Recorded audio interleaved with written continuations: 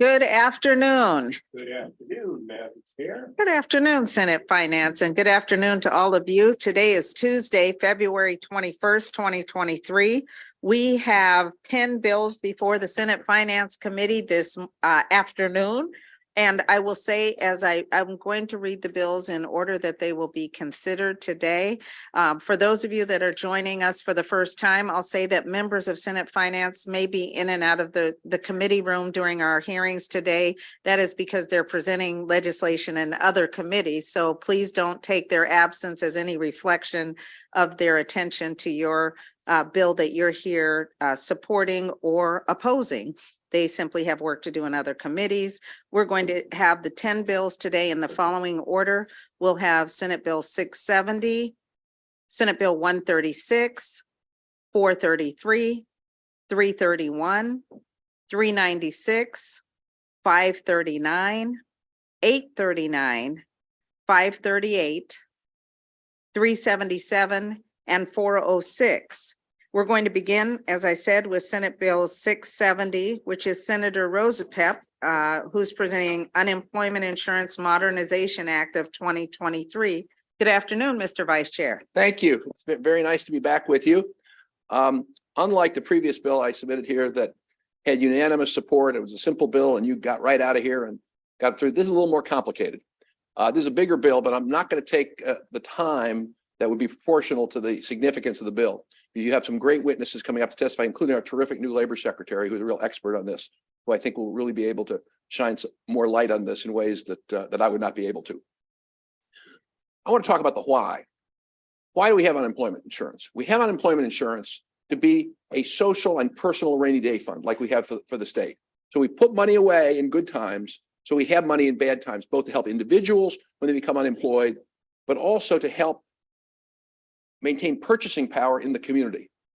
It helps everybody to have unemployment compensation at good levels so that people can pay their bills, so landlords can get paid, so people can buy food in stores, so people can pay their car bills. It's good for everybody. That's why we have it. During the COVID crisis, our unemployment insurance system was tested, as we all know. It was tested in two ways. One was operationally, which, as all of us know, was somewhere between very difficult and a catastrophe.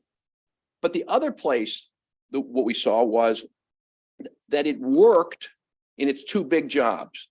It worked keeping many people being able to pay their bills, stay in their apartments, keep in their homes, putting food on the table. And it also stabilized the economy. We didn't go into a great recession as a result of the COVID crisis, in large part because of unemployment compensation. So it worked. It worked so well, along with other efforts by the state and by the federal government, that we maintain a low unemployment rate today. The impact of the stabilization of the economy that unemployment insurance provides has never been more dramatic than what we've seen during the last 3 years. But it exposed problems. One of the problems was that our system in Maryland was not robust enough. And in many states, it wasn't robust enough, which is why the federal government had to step in with supplemental unemployment insurance benefits, both additional ones beyond those we would pay and then extended weeks. In 2021, this committee and the legislature passed a bill to fix some of the problems we'd identified at that time. But I think many people understood at that time that there were longer term issues. And so we asked for a study to be done by the Upjohn Institute, which is an expert in unemployment compensation. The Department of Labor contracted with them to look at our unemployment compensation system and come back with some options. And they did. This bill is primarily based on the options from the Upjohn study. Number one, we need to raise and index benefits. More discussion of that by Secretary Wu. We need to update and index the revenue that comes into the trust fund in order to be solvent and raise and index the benefits. We need to boost incentives for part-time work. Our current structure penalizes part-time work, and that's not good for anybody. And we need to help kids. The dependent exclusion, which I didn't know, for unemployment compensation has not been updated in 25 years. It goes directly to the issue that our new governor has talked about ending child poverty. There are many ways to do it. One way is to make sure that unemployed people with kids do a little bit better to help their kids. And then finally, the bill, and this is not from the Upjohn study recommendations, is to help employers by slowing the higher rates that are imposed in experience rating after they do layoffs. So they have to, in effect, have to pay it back over a longer period of time, not have to pay it back so quickly when it's most difficult to. And then secondly, it says that private equity investors who manage to, when they lay off workers or they go bankrupt, they manage to escape paying unemployment compensation taxes as a result of what happened with their business and their layoffs. And that cost goes on all the other small employers in the state. That's essentially what the bill does, much more complex than that. Happy to take any questions or happy to get off the stage. Thank you very much. Are there any questions for the sponsor? I do not see any questions, so Thanks a thank lot. you very much.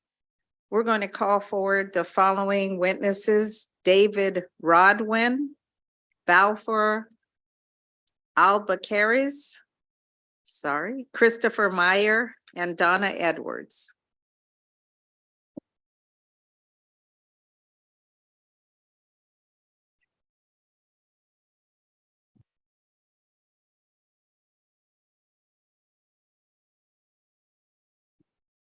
Good afternoon, Madam Chair, Madam Vice Chair, and members of the committee. My name is David Rodwin. I'm an attorney at the Public Justice Center, where I lead our workplace justice project. And we thank Senator Rosapep for introducing this important bill. Really, really important bill. As we all know, as you all know, because you heard from so many of your constituents, Maryland's unemployment insurance system did not perform at the level that it needed to during the pandemic. This bill would do a lot to help remedy systemically some of the problems that gave rise to so many of those constituent calls. And it does that. I like to think about this bill as sort of attacking two related but distinct issues. First, as the senator mentioned, it updates and indexes weekly benefits. If the federal government had not stepped in and supplemented weekly benefits at the level that it did, we would have had a really big problem in Maryland, a much worse problem than we already did. This bill would update weekly benefit amounts to a level closer to what is viewed as the sort of standard by UI experts around the country. So right now, our wage replacement rate, in other words, the rate that UI benefits replace average weekly wages in Maryland right now is just 37%. So that puts us in the same category, and I don't mean to besmirch these states, but the same category as Arkansas at 34% and South Carolina at 36%, and far below states like Pennsylvania and New Jersey that have a wage replacement rate of 46 and 45% respectively. This bill would address that. And second, it helps shore up our unemployment insurance trust fund, which right now would have difficulty dealing with a year of recession level unemployment. And so this bill would fix that by shoring up the fund, improving the taxable wage base and other issues. So for these reasons, we ask for a favorable report. Thank you.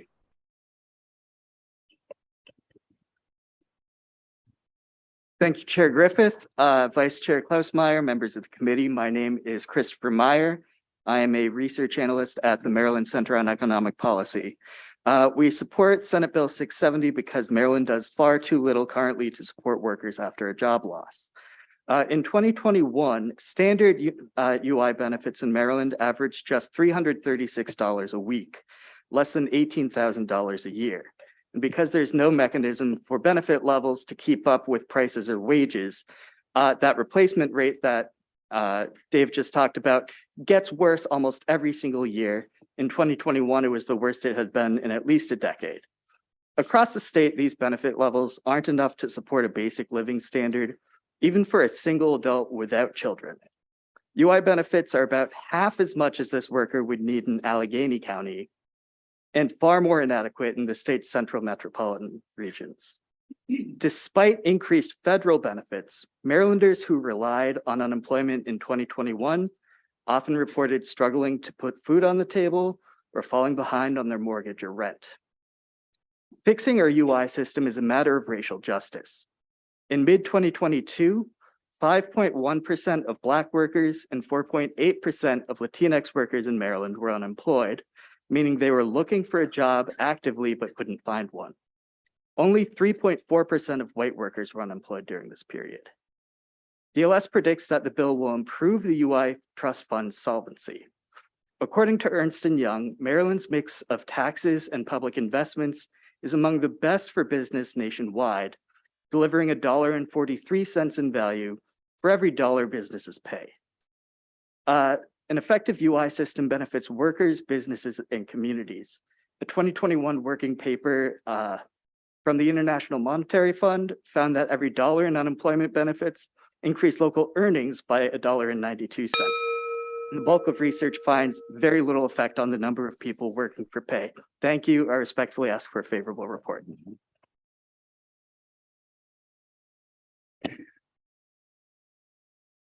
Thank you, Madam Chair Griffith, Vice Chair Klausmeyer, and committee members.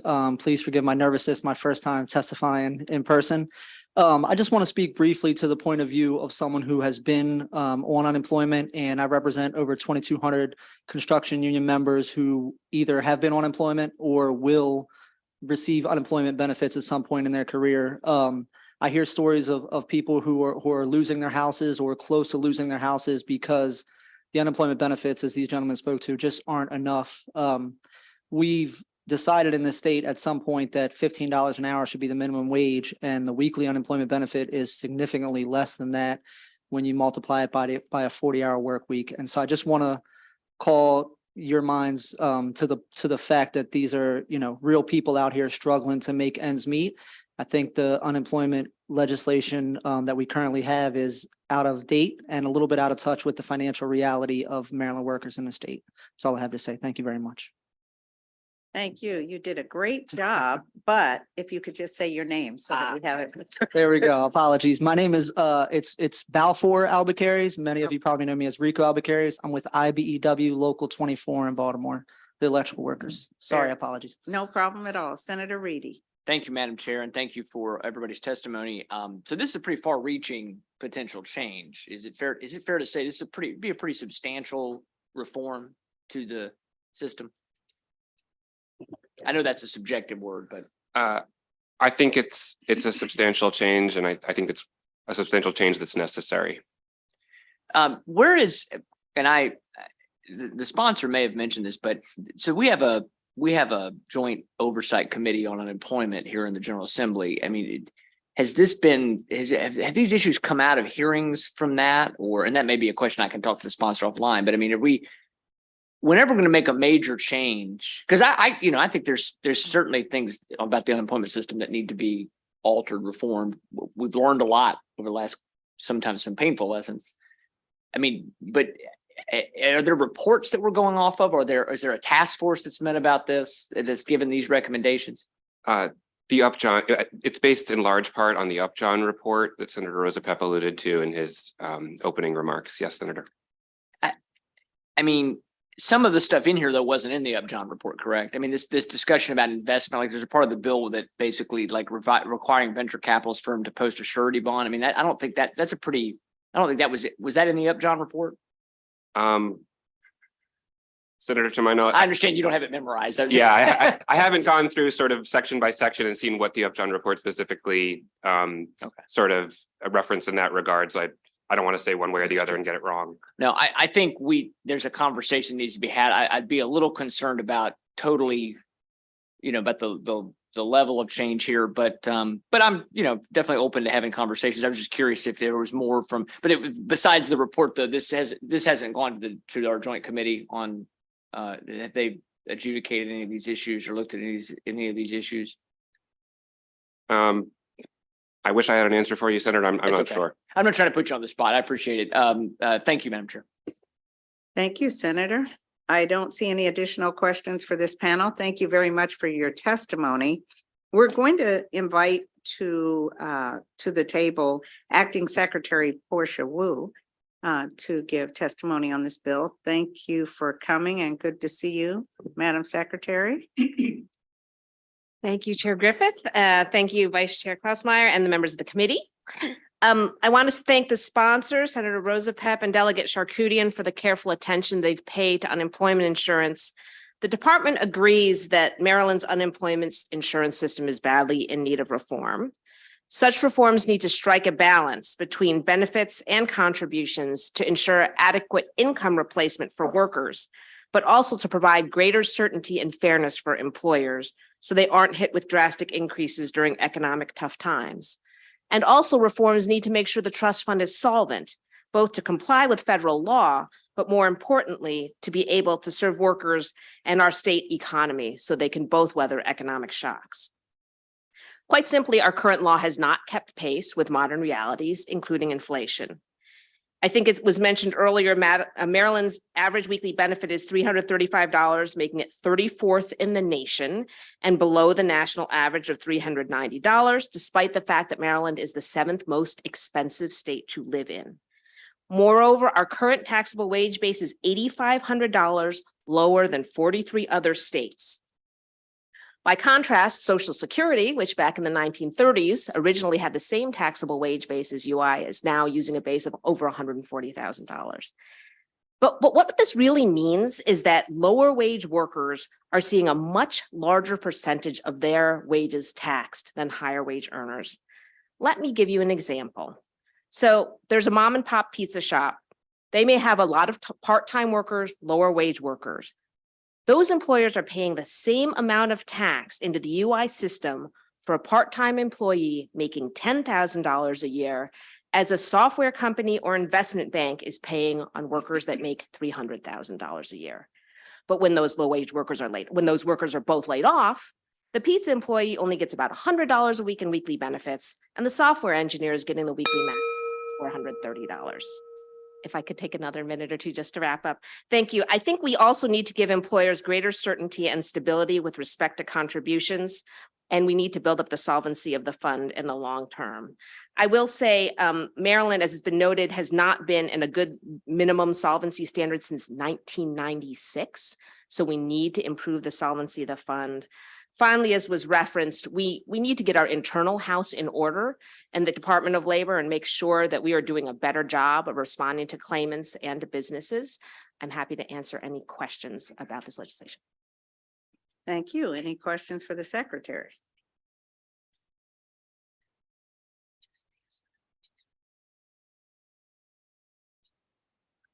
Vice Chair, who has laryngitis, would like to know if you're willing to work with the UI Oversight Committee.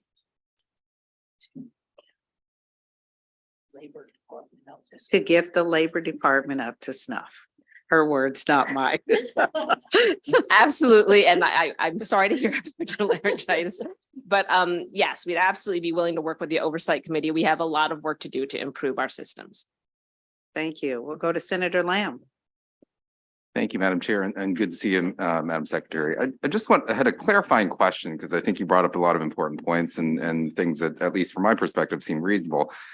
The question is, so given what you're saying, do you, is the department taking a position on this bill, or were you expressing concerns about things that, looking back at where our UI system is, are things that ought to be addressed? Are you taking a position officially on this bill?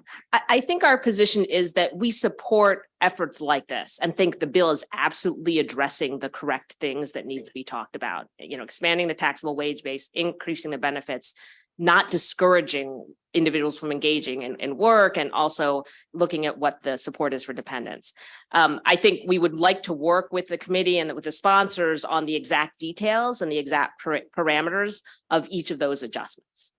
Okay, so on that last piece, you think that maybe there could be more discussion, I guess, with the department, with the sponsor on kind of the precision or the exact provisions within the bill itself. Right. There are a bunch of dials you're sort of going back and forth with here, and you want to be sensitive to the issue of how increased taxes or contributions impact employers, as well as how you deal with benefits. And I think there are many ways to deal with it. Also, I would say as a general matter, while talking about a percentage of wages or a percentage of certain numbers may be more accurate in some cases, it's not always knowable for claimants. So for example, on income disregard, I know how much $50 is. And whether I earn more than that, whether that's going to affect my UI benefit, I may not know how much 50% of my average weekly benefit is going to be. And because things like that, if I earn $1 more, I forego my unemployment insurance benefit. It's really important that some of those baselines for employers and claimants are set in a really clear way so people can understand them and react accordingly.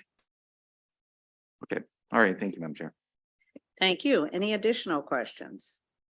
No, we thank you for your testimony and your willingness to work with all interested parties on advancing this conversation. Thank you, Madam Thank you Secretary. very much. All right, we have several additional witnesses. I will call forward Andrew Griffin and Mike O'Halloran, who've signed up in opposition to the bill. Good afternoon. Madam Chair. Good afternoon, Madam Chair, members of the Senate Finance Committee. For the record, Mike O'Halloran here today, representing NFIB. Look, I think the secretary almost kind of just want to say me too and leave it at that, but it is worth pointing out that the Joint Committee on Unemployment and Insurance Oversight not only has representatives from the business community, but also has representatives from the labor community. I think it is imperative to take this very substantive issue and vet it through them so that it's almost you have the stakeholders already together in one spot. I think it would be wise for that committee to take a look at this because I think even from the business community, I think absolutely the program could use some tweaks here and there. But I would also, just for the record, point out that Maryland is one of those states where only employers are the ones chipping in. And there was a lot of reference to the Upjohn report. Indeed, the Upjohn report did recommend that perhaps employees start chipping into the UI trust fund. So there obviously are a whole host of options or ways rather to improve or at least change our UI trust fund. I think those are worth exploring. And finally, I'll say, there's been a lot of talk so far about avoiding shocks to the system, to the trust fund. Well, certainly if this bill were passed in its current form, that certainly would be a shock, but in a shock to an employer. Again, the only ones chipping into the trust fund. So with that, I conclude my testimony and respectfully request an unfavorable report. Thank you. Thank you, Madam Chair, Madam Vice Chair, members of the committee. Andrew Griffin, on behalf of the Maryland Chamber of Commerce, in respectful opposition to Senate Bill 670. I will say me too to a lot of the things that have been said. The one item that I do want to specifically call out, it was mentioned both by the bill sponsor and a question asked here. There are a lot of changes in this bill to the administration of the unemployment insurance program, but this bill does include what we would view as an item having a significant impact potentially on the state's overall business climate, and that is dealing with venture capitalists and requiring individuals who invest in Maryland companies to post a bond to invest in companies in the state. I think the important part is the flip side of that, in that Maryland business startups who go out and seek this type of funding would be put at a disadvantage compared to businesses in other states. It would be the only state in the country to have an item like this. It was mentioned this was not part of the Upjohn Institute's report. And so I think, again, with a change so large, it's just something that's going to require a lot more conversation. So with that, I will conclude again in respectful opposition to the bill, but look forward to the conversation to continue. Thank you very much. Senator Hayes. Sure. Thank you, Madam Chair. Mike, you previous testimony said that a lot of the elements of this legislation was as a result of the Upjohn report, but I thought I heard you say that the Joint Committee had not had a chance to consider this piece of legislation. That's correct. Did the Joint Committee have an opportunity to review the Upjohn report? And I guess you already answered before I had the chance to answer the question. I just wanted to make sure that's what you were saying. Prior to the legislation coming here, the Joint Committee had not had a chance to digest it or take a position. Correct. So let me clarify. This bill before us right now, the Joint Committee has not had an opportunity to digest it. The Upjohn report was presented to the Joint Committee, I believe, back in January of last year, if I'm not mistaken. But as far as, the Upjohn report, I think as the sponsor pointed out, laid out a whole host of options of just different changes that could be made. And from there, there was no real follow through, and then that's not to blame anybody for lack thereof, but the point is that there was no prior discussion of this bill's introduction, whether through the joint committee or even individually. Right, and even with the suggestions that the Upjohn report produced, had the joint committee had an opportunity to weigh in either way on any of those suggestions that you're aware of that may have been incorporated here? Not that I'm aware of, no. Thank you, Madam Chair. Thank you. Any additional questions for this panel? Thank you very much for your testimony. We do have one virtual witness signed up in support of the bill. So Chris Noble, good afternoon. And good afternoon, Chair Griffith and Vice Chair Klaus Meyer and members of the committee. My name is Chris Noble from the Private Equity Stakeholder Project, which is a nonprofit watchdog organization focused on the impacts of private equity firms, hedge funds, and similar Wall Street firms on workers and communities. I wish to speak in support of Senate Bill 670, legislation that would bolster the safety net for Maryland workers who are laid off due to the insolvency of their workplace by requiring private equity firms and hedge funds that use larger amounts of debt to buy companies to pay their fair share in unemployment insurance. Private equity firms and hedge funds routinely acquire companies using the strategy known as a leveraged buyout. Essentially, these firms buy companies using mostly debt, sometimes as high as 90% of the cost of the transaction, and use the acquired company as collateral. Highly leveraged companies run the risk of bankruptcy due to unmanageable debt obligations, leaving nothing for workers after the creditors have received payment. A 2019 study from the California State Polytechnic Institute highlighting the connection between leveraged buyouts and higher incidences of bankruptcy found that after tracking a sample of private equity acquisitions, firms that underwent a leveraged buyout had a 20% bankruptcy rate compared to 2% for firms that did not do so. The debt-heavy strategy of leveraged buyouts has already led to layoffs for employees all over the country, including in Maryland. For example, private equity-owned Toys R Us and Sears filed for bankruptcy in 2017 and 2018, respectively, leaving shuttered stores and jobless employees in their wake. The bill before you would help protect employees of highly leveraged companies, as well as the unemployment insurance system, by ensuring that private equity firms and hedge funds are held responsible if highly indebted businesses they own go bankrupt or shut down. Thank you very much for your time, and I urge you to vote this bill out of committee. Thank you very much for your testimony. I don't see any questions from the committee. So thank you for being with us. That will conclude the hearing on Senate Bill 670. Thank you, Senator. We're going to turn, colleagues, to Senate Bill 136, which is unemployment insurance, recovery of benefits, limitation and methods. Vice Chair Klaus Meyer.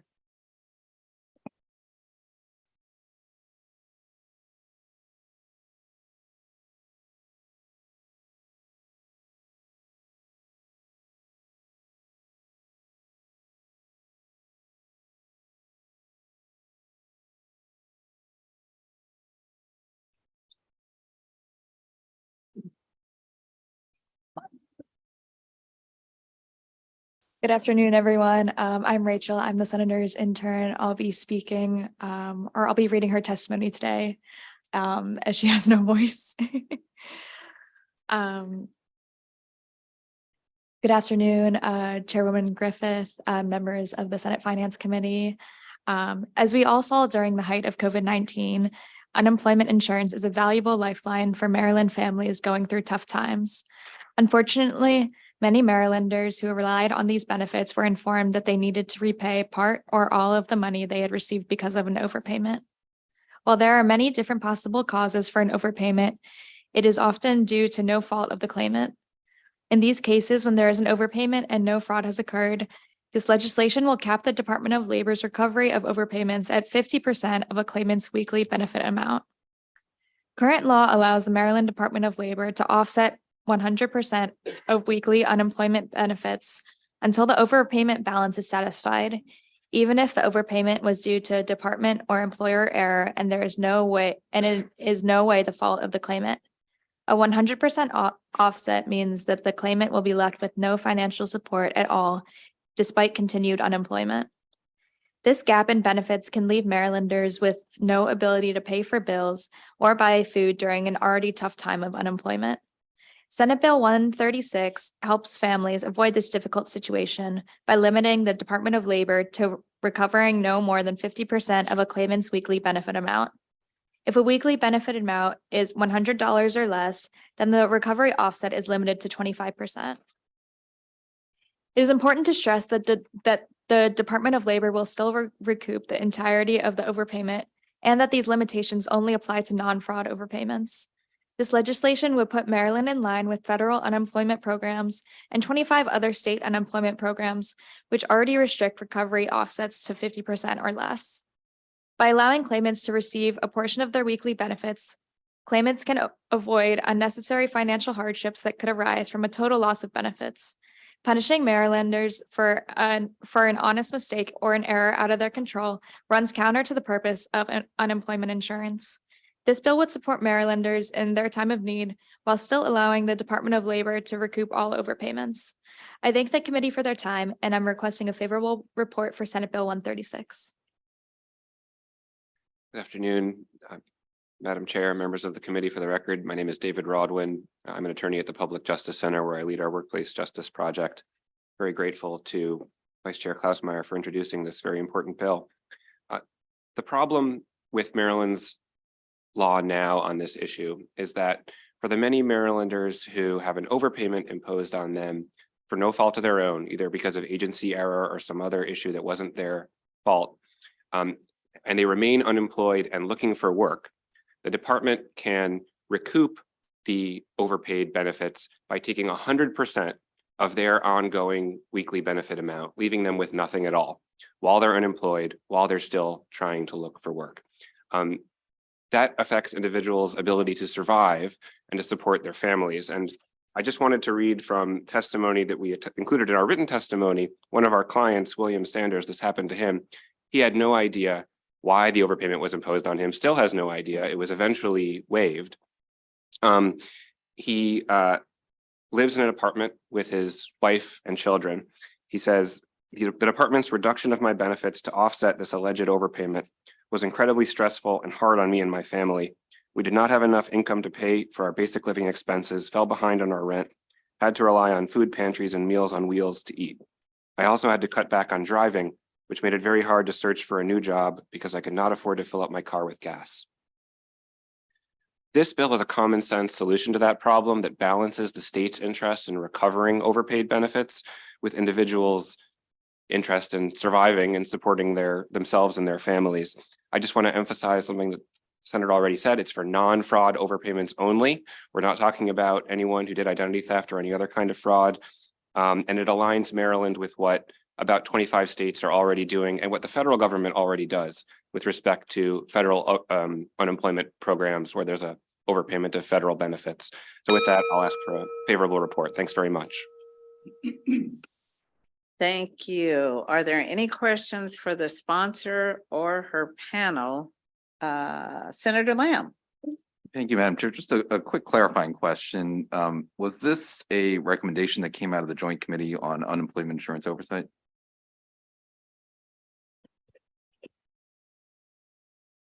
No, okay.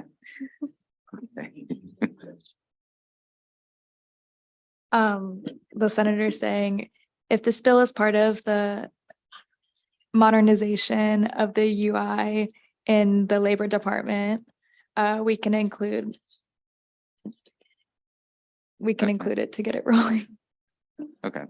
All right. Thank you, Madam Chair. Okay, any additional questions in this very non-traditional hearing of the Senate Finance Committee? Oh, can you say your name again and who you're representing? There was a question. Oh, yes. My name is Rachel Binder. I'm the senator's intern. He wants you to say the senator's name. which- Senator Catherine Klausmeier. We're here to accommodate all the So members sorry. of Senate Finance. Thank you very much for your testimony. I don't see any additional questions. Thank you very much. We do have one virtual witness signed up in favor of this bill. And I believe she's on camera. This is Stacy Bensky. Good afternoon. Yes, can you hear me okay? We can. Okay, perfect. Good afternoon, Chair, Vice Chair, members of the committee. My name is Stacy Bensky, and I'm an attorney at Maryland Legal Aid. We echo most of what PJC said, and this bill is about overpayment of unemployment benefits. Overpayments frequently occur because of an internal mistake of the agency. Currently, the Maryland Department of Labor can reduce someone's unemployment benefits to 0 if that person was previously overpaid unemployment benefits. This is even in situations where the overpayment was due to a mistake of the agency, where the overpayment is decades old, and where the person who received the benefits did not even know about the overpayment.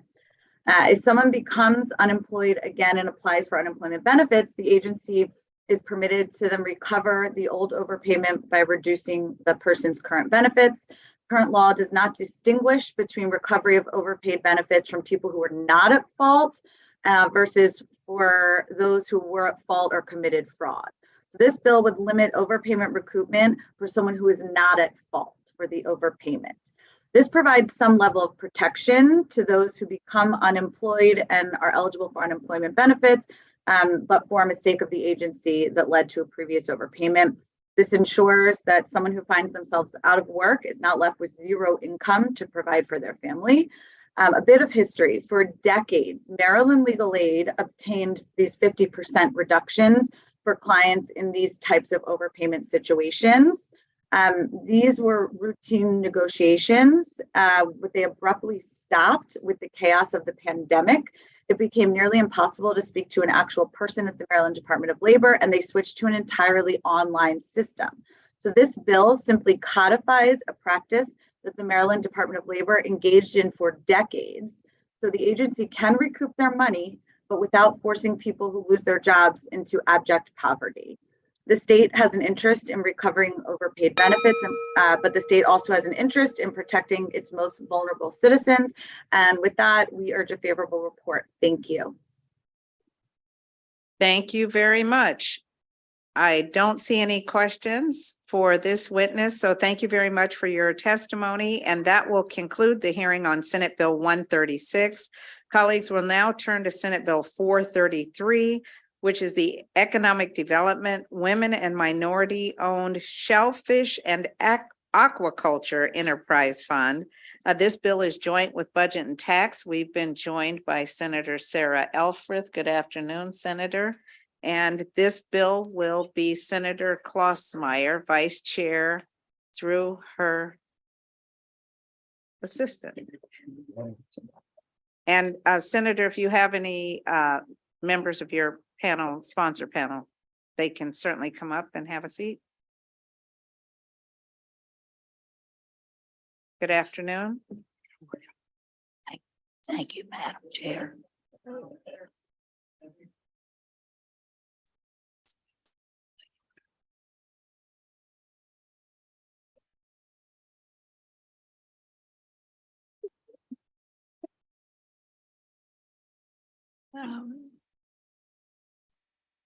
Good afternoon again, everyone. Shellfish aquaculture, also known as oyster farming, is a relatively young but growing industry in Maryland. The industry currently supports hundreds of jobs and millions of dollars in economic activity, but there is still room to grow. Starting a new aquaculture business can be very expensive, which creates a barrier for entry for many Marylanders, especially those without existing ties to the industry. Senate Bill 433 will help grow our Maryland aquaculture industry by establishing a fund to offer low-interest loans to business owners seeking to get involved in this growing field. As originally drafted, Senate Bill 433 would establish a fund to be administered by the Maryland Agriculture and Resource-Based Industry Development Corporation.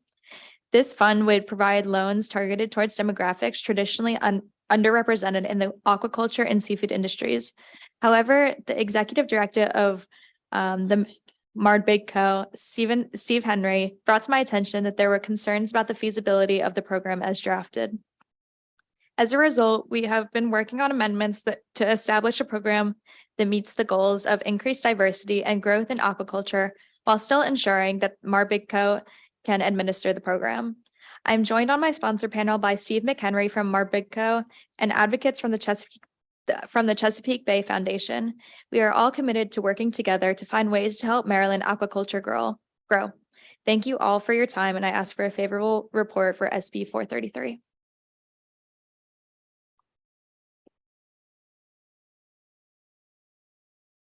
Good afternoon, Madam Chair, members of the committee. My name is Allison Colden. I'm the Senior Fisheries Scientist with the Chesapeake Bay Foundation, here today in support of Senate Bill 433. As you heard, aquaculture is a growing industry in Maryland. In 2022 alone, the aquaculture industry harvested nearly 100,000 bushels of oysters, supporting a dockside value of over $6 million and nearly 500 Maryland jobs. And when cited correctly, oyster farms can help us achieve our Chesapeake Bay cleanup goals by improving water quality and providing habitat, a key ecological function that has been lost by the decline of our wild oyster populations. Unfortunately, access and opportunity to participate in this burgeoning industry has not been available equitably to all groups. Historical discriminatory policies and biases in regulatory environments, as well as lending, have led to significant financial barriers to both women and people of color trying to enter the aquaculture industry. For more background and history, as well as specific examples of these policies, I urge you to review the testimony of Christina Sandolo, who recently completed her master's thesis on food justice in the Maryland aquaculture industry. Senate Bill 433 aims to reduce these financial barriers to entry by providing these supplementary loans for new women and minority business owners entering the aquaculture industry. It is intended not to replace, but to complement the existing programs within Marbidco that have been incredibly successful in helping other oyster farmers establish and grow their businesses in Maryland. And finally, Senate Bill 433 will help ensure the continued growth of this critical industry in a way that is accessible to all. And we urge your favorable report. Thank you. My name is Donzel Brown. I'm with the Environmental Justice Journalism Initiative, and we are here to support Senate Bill 433. In 2009, there was a special, this Senate passed a bill to support watermen and provide loans, small business loans for startup entrepreneurs in the waterman industry, but that excluded aquaculture industry. So there were no Black oyster farmers, there was no women oyster farmers in this very lucrative industry. So this bill would provide an opportunity for startup funds, and I would say startup funds, and I would urge that it be revisited to go beyond startup funds for the very young population that I'm encountering in my work who are interested in aquaculture, both in academia and as a business opportunity.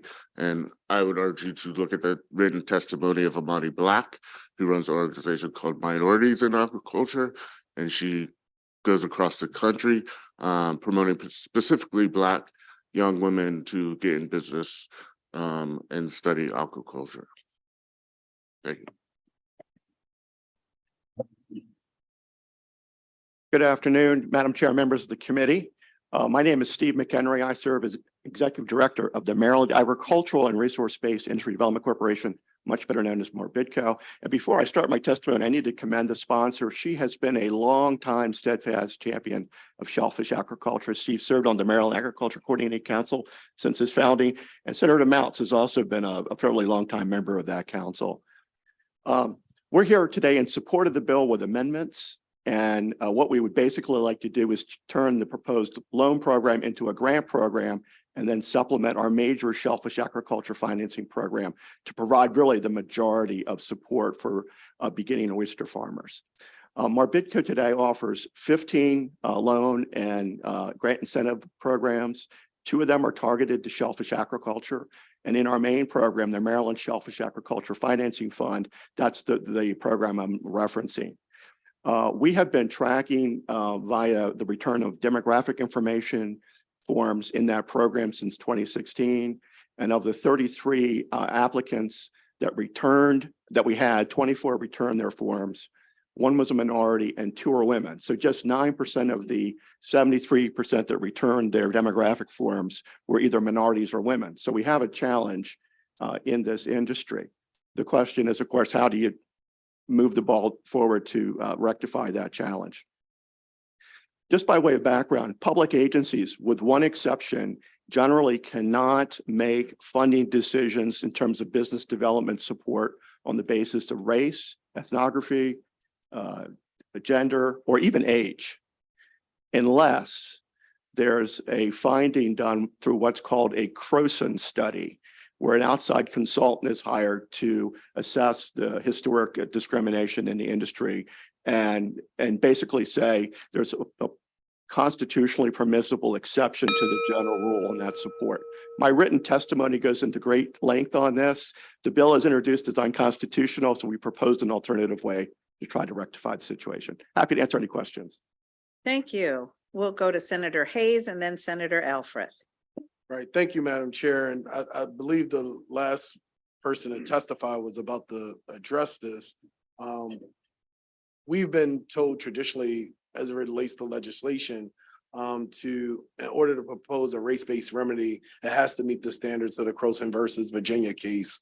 And I didn't see any information that provided that any type of study to that effect had been conducted or whatever. And so I know you ran out of time. Can you just expound a little bit on what I believe you propose amendments to help address that, maybe? And if Yes, you could well, expand on that. just as a general proposition, we want to try to help everybody. So we objectively try to devise programs that target or meet certain needs. So for example, we have an urban agriculture lending incentive grant program today that's only available to small farmers in urban areas.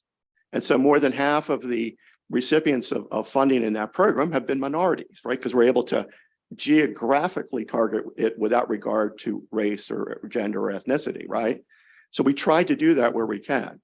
And what I've proposed here in our testimony as sort of a starting place is to have the grant and loan program combination open to all beginning oyster farmers who have a net worth less than $300,000. The bill speaks to a net worth of 1.7 million. We would think that would be much too high to target the support to beginning oyster farmers who don't have resources. The key impediment to getting into shellfish agriculture is the individual doesn't have enough money to begin the enterprise.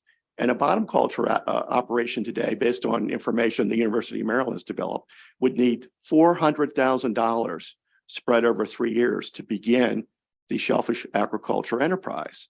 So we've developed a grant and loan program to provide that $400,000. And over time, we would be repaid $150,000 of that back into our revolving loan fund for shellfish aquaculture. So that's how you can do it sort of generally without the Croson study having been completed. Now, I guess the General Assembly could ask the Department of Transportation, and that's the agency that does or orders the Croson studies, to do a Croson study for this industry. And then if the study came back, said, yep, you can do this under the constitutional standard, then we could tailor it to just women and minorities. But the way the bill is drafted and on the advice of our Assistant Attorney General, we can't implement the program the way it's drafted today. And so did you guys submit amendments to that effect to look at geography versus? No, not in this bill. I've submitted a conceptual framework that uses a net worth limitation of $300,000 to try to narrow who would be eligible. And we gather that information today. So from all applicants, so we would be able to administer that.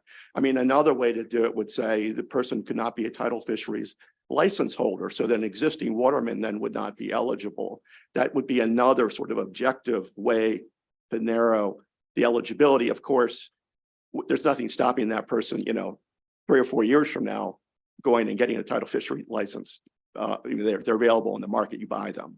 Gotcha. I guess in either situation that you described, it still doesn't get to the point of addressing what the previous person testified into the lack of diversity and equity in the industry. So thank you, Madam Chair. Thank you, Senator. We're going Senator Alfred, Senator Hershey, Senator Mounts. Senator? Thank you so much, Madam Chair, for your hospitality. Steve, thank you for that data, and for the purposes of this committee, he's going to give us all the demographic breakdown data on MARBIDCO programs for the budget committees. I'm happy to share that with this group as well. Can you speak a little bit about the current demand on the current aquaculture programs you have? And then can you please speak to the outreach MARBIDCO does to try to get a more diversified applicants to apply for the current programs? Yeah, I will tell you that the demand for the program has fallen off somewhat in part because of the scarcity of oyster shell. Oyster shell is the key ingredient that you put together with the larvae or the oyster seed that is spread on in the shellfish aquaculture operations. That's why the cost of getting into business is so much greater today than it was 3 or 4 years ago. So the demand has just dropped because of the economics of starting or engaging in additional oyster farming activity. We market the program wherever we can. The director of the UMES Small Farms Program is on the Marbitco board. We work regularly with UMES on all of our programs in marketing to their constituencies. And so we would want to continue to do that. We would want to do more. We would want to work with all the entities identified in the bill to market a new program. And whatever, as a result of this discussion beginning here today, we would be fully supportive of. Thank you. Thank you, Madam Chair. Thank you. Senator Hershey. Thank you, Madam Chair. Steve, can you just elaborate on that a little bit more about the demand for oyster shell? What's going on with that? Yeah, it's a huge problem. And I know Senator Elford had a bill in last year that's as Marbitco starting a new loan program for oyster shucking houses, right, in order to try to capture some of that shell and return it to the Chesapeake Bay for productive use. It's just a huge. And that's because challenge. we're losing so much of the shell to the shucking houses in Virginia, and we're not getting it back. Yep. The cost of the shell has risen dramatically, right? Yes. So that's another issue we could address. Obviously, if there's more abundant shell, startup costs would go down. We need to address that maybe as well. Dr. Golden, could you just explain the process of obtaining a lease with DNR for aquaculture? Sure, absolutely. So in order to obtain a lease from the Department of Natural Resources, which is necessary to start an oyster farm because you are planting oysters on lease bottom, lease from the state, you apply for a lease and it goes through a number of different internal reviews to ensure that it meets all of the regulatory criteria and use conflict criteria in statute and in regulation at DNR. And then it is released for public notice and allowed to have public hearings, public meetings. And then if it meets all of the regulatory criteria, DNR will issue the lease for a term of 20 years with an annual rent payment due to the state along with harvest reporting and other requirements. So an applicant they decide wherever they'd like to take public bottom. So there are restrictions on where you can put in a lease. There are areas known as public shellfish fishery areas that are off limits. Certain areas within oyster sanctuaries are off limits. An applicant must use a tool called the aquaculture siting tool, which is on the Maryland Department of Natural Resources website and shows all of the regulatory boundaries that they must avoid. So there are a lot of barriers in terms of getting into aquaculture, and one of the first ones being finding an appropriate place to cite an aquaculture lease. But in most cases, we've shut down the sanctuaries for aquaculture, or is there a certain percentage of sanctuaries that are available? Yes, up to 10% of the bottom within oyster sanctuaries is available, with the exception of the St. Mary's River Oyster Sanctuary, where up to 25% of the bottom is available for leasing. And I believe that exception is because at the time of the sanctuary designation, it was already exceeding the 10%. Do you know if obtaining oyster bottom seems to be a cost of entry as well too? Do you know if they are evaluating opening up more of the sanctuaries for aquaculture? No, I'm not aware of any efforts to open up additional areas to leasing. To provide more opportunities, no. But at the end of the day, the state of Maryland dictates or decides who gets the leases, right? You have to put an application in, but it's solely up to DNR, the state of Maryland, to determine the success for that, right? For the lease applications. Lease applications. Okay, so that's right. And then Steve, just one more thing. You mentioned about agriculture loans as well too. Mm-hmm. When you're providing agriculture loans and grants, is that on state land or on private land? It's on private land. It's on private land, right? So this is a dramatic step different that we are all of a sudden, the aquaculture program uses public land, public bottom, right? And somebody can go out and say, I'd like to take that public bottom away from the public fishery and have a lease for it. Whereas what you've mainly been doing is, I have private land and I need help getting assistance with that. It's essentially correct, yes. Okay, all right, thank you very much. Thank you, ma'am. Thank you, Senator. Senator Mounts. Thank you, Chair, and thank you for bringing this legislation. It has a big impact in our district, and there'll be a lot of interest in that. And I'm listening to it and thinking about how it would work. If you were participating in any of the other programs offered by Marbidco, would you be excluded? Like if you did one, would you be precluded from doing the other? No. Okay. But this is particularly interesting because I mean, it's a topic of a lot of interest back home. And so I appreciate you bringing the bill. So this goes into law, you wouldn't be prohibited from participating in the other programs? No. Okay.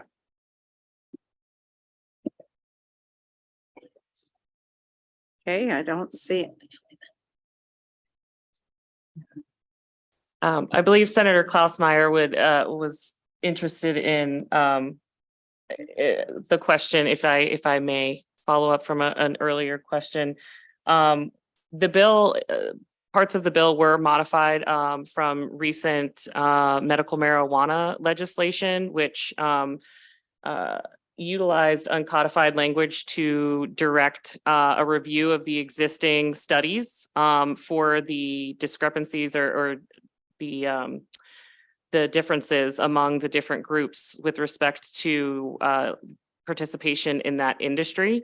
And if those studies were insufficient to meet the constitutional standard, then it directed the Croson study to move forward if the existing studies were found to be insufficient. So that is one of the opportunities or options that we have been looking at in terms of the precedent of moving forward with the existing studies, and then if found insufficient, then moving forward with the Croson. Thank you, Madam Chair. Thank you. Is that all, Madam Vice Chair? All right. I don't see any additional questions, so thank you very much for your testimony. And that concludes the hearing on Senate Bill 433. We'll now turn to Senate Bill 331, Baltimore City West North Avenue Development Authority Membership and Procurement. Senator Hayes, and you can bring forward your witness if you like. One up, Chad.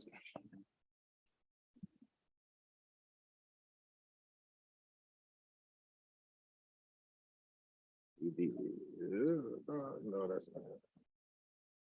Good afternoon, Madam Chair, members of the Senate Finance Committee, Madam Vice Chair. Thank you, Senator Antonio Hayes from the 40th Legislative District in Baltimore City.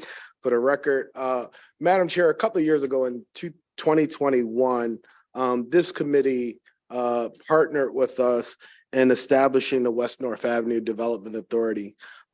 Essentially, it provided us an opportunity to bring communities together and a community that desperately struggles with some socioeconomic challenges.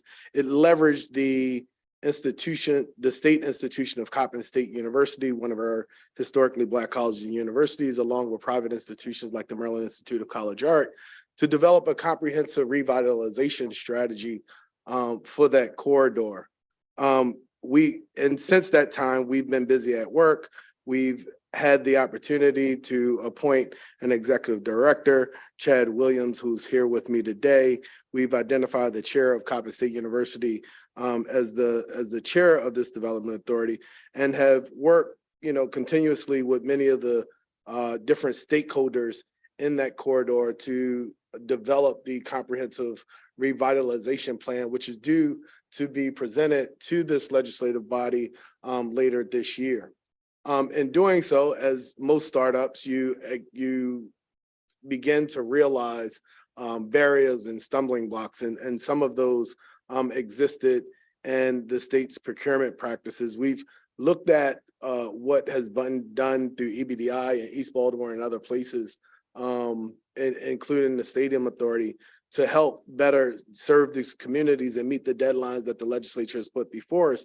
And so we come to you today to make some slight changes to the authority, including the membership of that body, adding representation from the Department of Commerce, as well as, I forget the other organization, what is it?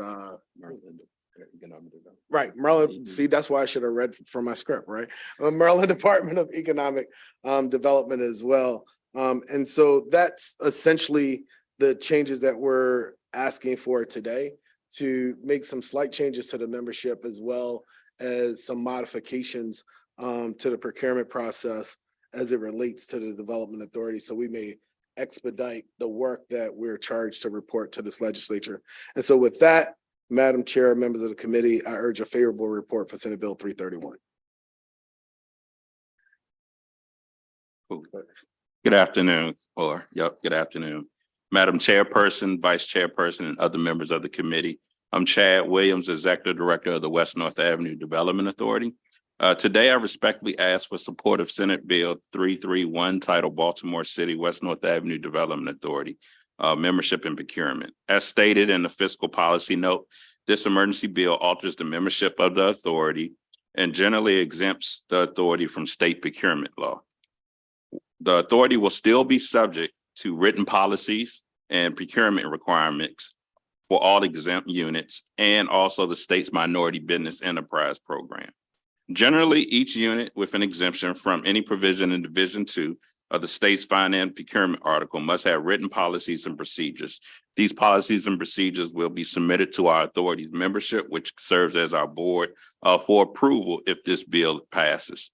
To ensure historical acceptable compliance with written requirements, the authority will adopt similar aligned written policies and procedures as the Maryland Stadium Authority.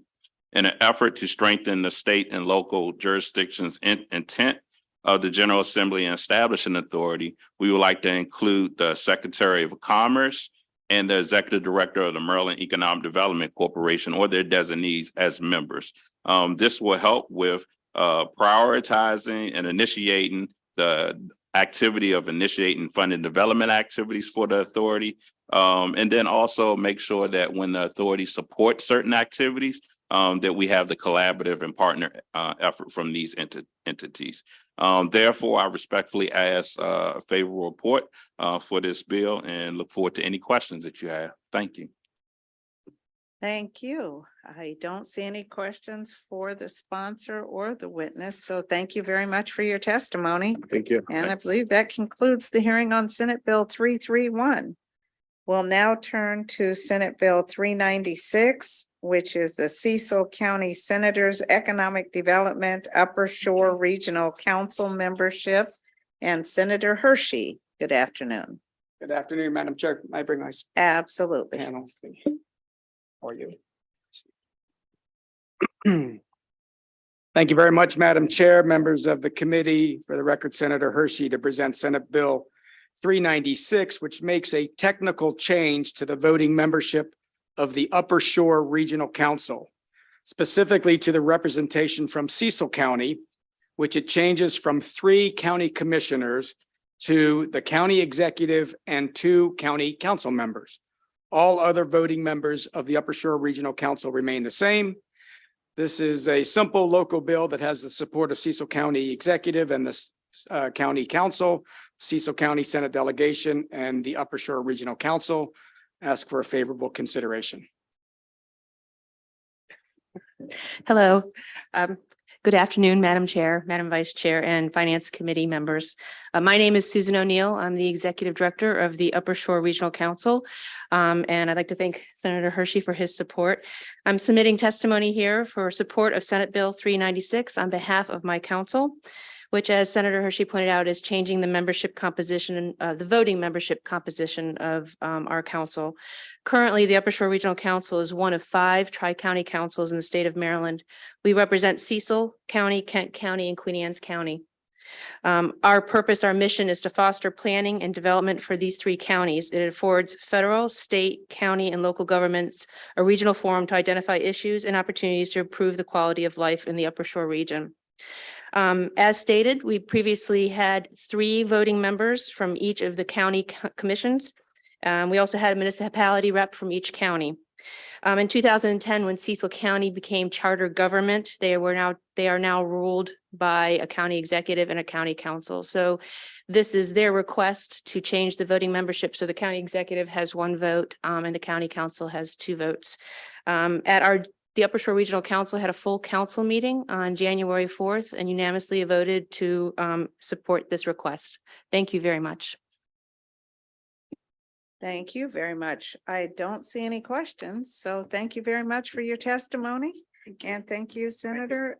That will conclude the hearing on Senate Bill 396. Colleagues will now turn to Senate Bill 539, which is the Charles County Senators Economic Development Tri-County Council for Southern Maryland membership, and Senator Ellis is presenting. Good afternoon. Thank you, Madam Chair and Vice Chair and distinguished members of the Senate Finance Committee. I'm Arthur Ellis, representing Charles County Senators, which also include Senator Jackson, District 27. So we have a similar issue to the previous bill where you look at the Tri-County Council, which is a regional council made up of St. Mary's, Calvert, and Charles County. And currently, the vote is equal among all 3 counties in the Tri-County Council. But sometimes equality is not always equity. In this instance, we're looking at Charles County, who's a population of 169,000, versus say Calvert County, which is a population of 93,000. We have 76,000 more citizens in Charles County than in Calvert County. But when we look at decisions made by the county, it's basically equal with all 3 counties. And then when you look at monies that come into the Tri-County Council, generally, if we are fortunate, the funds split equally. With a greater population, we have a greater need in Charles County. And so the county commissioners came to the delegation here in Annapolis and asked us to introduce legislation to make things more equitable in the Tri-County Council, to base 1 additional membership based on the population of each county. And so the bill is pretty simple. It's about equity and having our voices heard. And hopefully with the distribution of funds and resources, we don't look at equality, but equity, especially with the larger and fast growing Charles County in the Southern Maryland region. So with that, colleagues, I urge for a favorable report on Senate Bill 539. Okay, I don't see any questions for the sponsor. Thank you very much. We do have 2 virtual witnesses signed up. First, in favor of the bill, Ralph Patterson. Good afternoon. Good afternoon, Madam Chair, and good afternoon, everyone. I bring greetings from the Charles County Commissioners. We had a vote on the supporting SB 539, and I will say that we unanimously approved the 5 commissioners and myself, or the 4 other commissioners and myself, that we should support SB 539, and we sent the letter of support to the committee in support of the measure. Okay, yes, that concludes that testimony. All right, we'll turn now to John Norris, who signed up in opposition to the bill. Good afternoon. Good afternoon, Madam Chair, Madam Vice Chair, members of the committee. My name is John Norris. I'm County Attorney for Calvert. The Tri-County Council for Southern Maryland was an asset and has been an asset to Calvert County and Southern Maryland since it was formed in 1964. In its 59 years, the organization's been a champion for getting needed resources to our region for economic and workforce development and continues to provide access to an ecosystem of business support. The council's mission is important to the region's progress. Its voting membership includes the legislators of the region, and then an equal number of county commissioners, 1 from each county, and 1 additional member from each county confirmed by the General Assembly. The bill took Calvert County by surprise, not only because it was not discussed previously among the counties, but also because it threatens the council's mission of working regional issues that transcend political boundaries. To achieve its mission today, the council initiates and coordinates complementary plans and projects for the development of human and economic resources of the region. Unbalancing the voting welcomes a diversion of financial and other resources intended for regional interests to the superpower with the elevated voting rights. County commissioners for Calvert County would appreciate the work of this committee and the short timeline in which you have to consider the needs of the entire state. But given the aggressive timeline of the legislative session, we would like to engage in a conversation with our local partners over the legislative interim to better understand the impetus for this legislation and return with a collaborative plan to move forward for the 2024 session regarding the critical partnership within our region. Therefore, the Board of County Commissioners for Calvert County is in respectful opposition to Senate Bill 539 and requests an unfavorable report so that the local discussion can happen and we return with solutions that have been discussed. Thank you. Thank you. Are there any questions for this witness?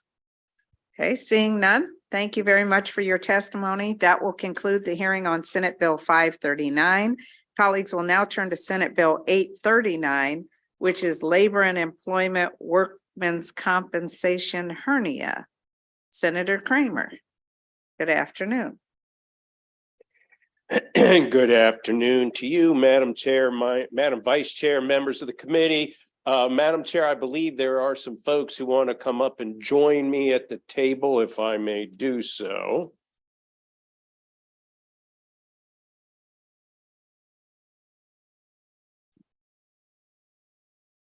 So, colleagues, this is a pretty straightforward bill and a straightforward issue. Relates to workers' compensation and claims regarding to hernias. The problem with a hernia is that it doesn't always necessarily happen at one time out of a single incident. Hernias can frequently, and there are many different kinds of hernias, but they can develop over time through repeated trauma, repeated stress. And then the individual with the hernia realizes when it gets to a certain point and the pain sets in that there's a problem, and then they go and have it diagnosed, and they can learn that they have a hernia as a consequence of repeated movements, repeated lifting, a whole variety of causes and consequences. So the bill before you seeks to address that, but colleagues, Madam Chair, I apologize that the bill before you is not the bill that the committee is going to get. I will be providing an amendment. A change was made on the House side to, I think, properly reflect the issue. It just got to me today. So please disregard what is on your laptops on the bill. And Madam Chair, if I may quickly just read the couple of words that will be modifying the current statute and will be reflected in the amendment that I provide to the committee is as follows. Except as otherwise provided, an employer shall provide compensation in accordance with this title to a covered employee for a hernia caused by an accidental personal injury. And then here's where we're inserting the new language. As a result of repetitive trauma or by a strain arising out of and in the course of employment. And so the point here is that, again, a hernia doesn't necessarily occur as a consequence of a single action, a single movement. So the goal is to ensure that someone who does in fact get a hernia as a consequence of repetitive strains that actually then bring the person the awareness that they have this injury, that it be covered. So that is the extent of what the amendment will do, Madam Chair. And with that, I'll turn it over to the gentleman sitting here with me. Good afternoon, Madam Chair. My name is Jeff Buttle. I'm the president of the Professional Firefighters of Maryland. Our organization represents more than 10,000 active and retired professional firefighters and emergency medical services personnel who proudly serve the citizens throughout the state of Maryland. I know there are a number of witnesses signed up today. I'll keep my remarks brief. We do have one of our workers' compensation attorneys who'll be speaking next in a little more detail to give the committee some good background and information. We do support the bill. We do support Senator Kramer's sponsor amendment that he'll be getting to the committee, and we encourage a favorable report. Thank you. Good afternoon. My name is John Hall. I was a former prosecutor in PG County in narcotics. I now proudly represent firefighters, first responders, and injured workers in the state of Maryland. The reason why we're here today is because I personally have had cases with the hernia, and the way the statute's written. I believe probably the hernia is the only repetitive injury in the state of Maryland that's prohibited from being filed. I had this case before the commission, Workers' Comp Commission with the firefighter. The order was written by the commissioner pursuant to Maryland law. A hernia can only be compensable as an accidental injury or strain pursuant to 9504, which is the current statute. Hernia as an occupational disease is not recognized under the current statute, and the commission will disallow the claim.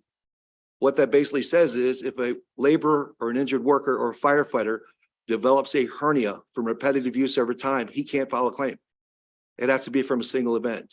This goes against the science. I can provide a plethora of NIH studies that show repetitive use caused by hernias from lifting. This went to the circuit court, into the Court of Special Appeals, and they all affirmed the commission based on the rule of law, which clearly states that it has to be from an accidental injury, from a singular event, not from repetitive use. And as the grandson of a tobacco farmer and a blue collar family, I know that a lot of injuries from hernias come from repetitive lifting, whether you're in the weight room or you're lifting patients or as a firefighter throwing ladders. It's very rarely from an event that occurs. So the current statute is written to prohibit workers from filing for a hernia that comes from repetitive use, which the science backs. I would ask that you consider and find a favorable report consideration for this bill or amendment. Thank you. We have Senator Vital, then Senator Lamb, then Senator Ellis, then Hershey. Senator Vital. Thank you, Madam Chair. I think my question might be for firefighter Bundle. Yes, Jeff Bundle. So these claims aren't paid now when you have a report of a hernia, they're not being paid by the workman's comp companies or the commission? Yeah, so I think there's two different scenarios. If you have a hernia as a result of a direct incident, you can file the claim. We're finding that many of our firefighters are developing hernias over time through repetitive lifting, sharp movements, heavy lifting, stuff like that. And under the case law that Mr. Hall mentioned, you can't even file the claim with the commission. They won't even hear it if it's a hernia, if it's a type of hernia that a firefighter develops over time through repetitive lifting or strain or sharp. So my question was, these claims are not being currently paid. That's correct. Thank you. Yes. Okay, thank you. Senator Lamb. Thank you, Madam Chair. And I guess this is for anyone on the panel. You had said that repetitive movements that lead to injury are not compensable, I guess, per workers' comp in this state. What is an injury like carpal tunnel syndrome, which is kind of obviously a repetitive injury from just kind of typing? Yes, sir. Basically, if you applied this analogy to carpal tunnel, you'd have to say that the carpal tunnel came from a single event. And that's clearly not what the science shows for repetitive use injuries. So basically, every repetitive use injury is usually, you can consider it an occupational disease. We would still have to prove it. But in this case, the way the statute is written, we can't even file it, or we can file it. And the letter of the law says it has to be from a singular event. So to answer your question, carpal tunnel is an occupational disease that occurs over time. And that's a good example and analogy of where we're coming from the hernia, what we're dealing with now. So then maybe this is a question for the sponsor then, if there are occupational conditions and injuries that occur because of repetitive movement over time, could that not as a category or classification be added to what's compensable under workers' comp rather than disease by disease by disease? Because it sounds like this is for hernia, obviously, but what about carpal tunnel? Well, the statute 950504 prohibits you from filing specifically for hernia. So the language, Okay, it says that you must have an accidental injury. You can't, so the other occupational diseases you're talking about, you can file them. This one, and when they argued against me all the way up, and anyone that says otherwise, they're going to argue that the statute says you have to have a singular event for a hernia, but that doesn't apply to any other type of occupational disease in the state of Maryland. okay, got it. I stopped reading the bill because the sponsor said ignore the bill, but Okay. that makes a lot more sense now. In the fiscal note, and maybe this is also not correct because the fiscal note may not be applicable to whatever version the sponsor is going to be amending this to.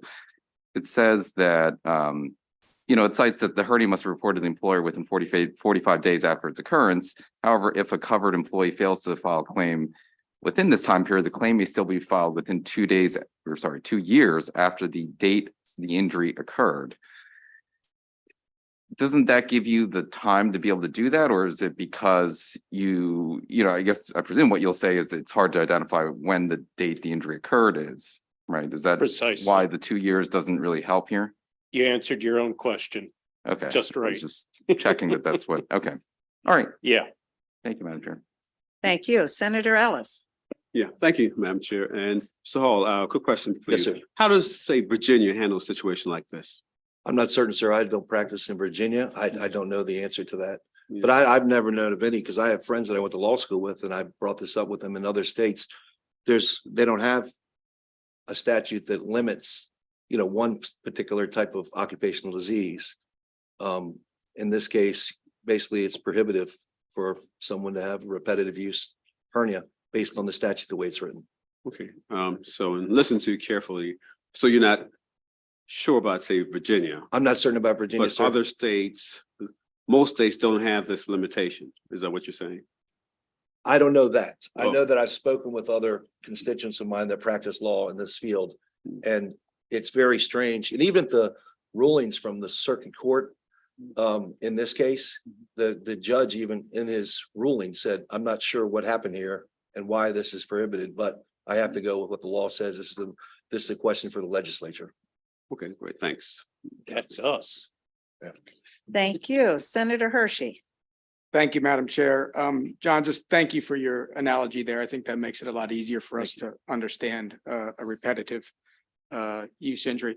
Senator, real quick, just because we don't have the amendment, but the part of the bill that talks about the diagnosis reported to the employer within 45 days, does that go away now? That will be stricken in stricken. the amendment, Okay, correct? good. Because I saw that was the opposition from somebody, so that part is going away. So, That'll be stricken. okay, thank you very much. Thank you, guys. Thank you. Thank you, ma'am. Thank you very much. I don't see any further questions for this sponsor of this panel. And Senator, hopefully you can get us that new language as soon as possible, because I was having a little difficulty following a little bit. I'm not as quick as some of my colleagues here, but thank you very much for Thank you your very much. testimony. Thank you. All right, we have James Lanier signed up, favorable with amendments. Good afternoon. Good afternoon, Madam Chair. Madam Vice Chair, Senators, my name is Jim Lanier, and I'm here on behalf of the Maryland Association for Justice. The MAJ is here in support of Senator Kramer's bill with amendments, and we're asking for a favorable report on the bill. Essentially, most of my testimony is going to be me too, but if I may, with Senator Lamb's question, just a little deeper into kind of pony on what Mr. Hall said is, 80 some odd years ago, for whatever reason, we carved out hernias as a special type of injury. So it's separate and apart, like hearing loss. You're going to hear about that later on today. So in the statute, for reasons that are more historical, hernias were only accidental injuries. You cannot have an occupational disease hernia, unlike carpal tunnel, which is a classic occupational disease, because we deal mainly with accidental injuries. Oh, I lifted that heavy box and I hurt myself. Or occupational diseases. I was a typist for 10 years. Now I have carpal tunnel. So the problem with hernias and what this amendment will solve, thank you to Senator Kramer, is that if you do have, I cannot point to that box and say, that's the one I picked up and that's what caused me to get this hernia. It was over a period of time of me lifting heavy boxes at my job, but I can't tell you specifically which day, but now I have the hernia. This fixes that problem, because unless you could point to a specific box or incident, you couldn't, the claim was not what we call compensable. It wasn't going to be a benefit driven claim. So hopefully that gives a little more information. Thank you. Beyond that, it's a me too from Maryland Association for Justice. All right. Thank you very much. Thank you very much. Oh, Senator Ellis Yes, has a sir. question. Okay. That great. was quick. Yeah. Okay. Thank you. I'm sorry. From the Maryland Association for Justice. Yes, sir. What's his name? Jim Lanier. Mr. Lanier. Okay, thank you. So my previous question to the previous panel, any other states like Virginia, how laws there? Do you have any exposure? to that? Unfortunately, I'm also not barred in Virginia, so I'm not familiar with them. I do know that Maryland is, I cannot tell you specifically, but we're one of the few states that carve out hernias as their own kind of subset of potential workers' compensation injury claims. Yeah. So it is kind of an anachronistic thing for Maryland. I cannot say for certain whether or not it is only Maryland or there's other states that also carve out hernias as a special type of claim. Okay, so you're saying that you can't speak for, say, Virginia, but many other states don't have that carve out for hernia. As far as I can tell you, Senator, is that Maryland carves out hernias unlike the majority of other states who don't have specific hernia statutes. Okay. That's the Okay. best I can give you. I'm Okay, sorry. I understand you have legal stuff. So when you say legal practice issues, so when you're talking about hernia, and there are all kinds of hernias around, right? Correct. Inguinal hernia, herniated disc. Umbilical, inguinal. Yeah. It doesn't matter what kind of hernia we're talking about. Is it just all types, whether it's a disc problem or soft tissue or whatever? No, the hernia statute is for any type of diagnosed hernia. Any type? Yes, sir. Okay, all right. Thank you. Thank Yes, you, ma'am. thank you. Thank you. Looking again very quickly. Okay, don't see any other questions. Thank you very much. We will turn to Carmen D'Alessandro, Michael Daly, and Julie Murray, who've signed up in opposition to the bill.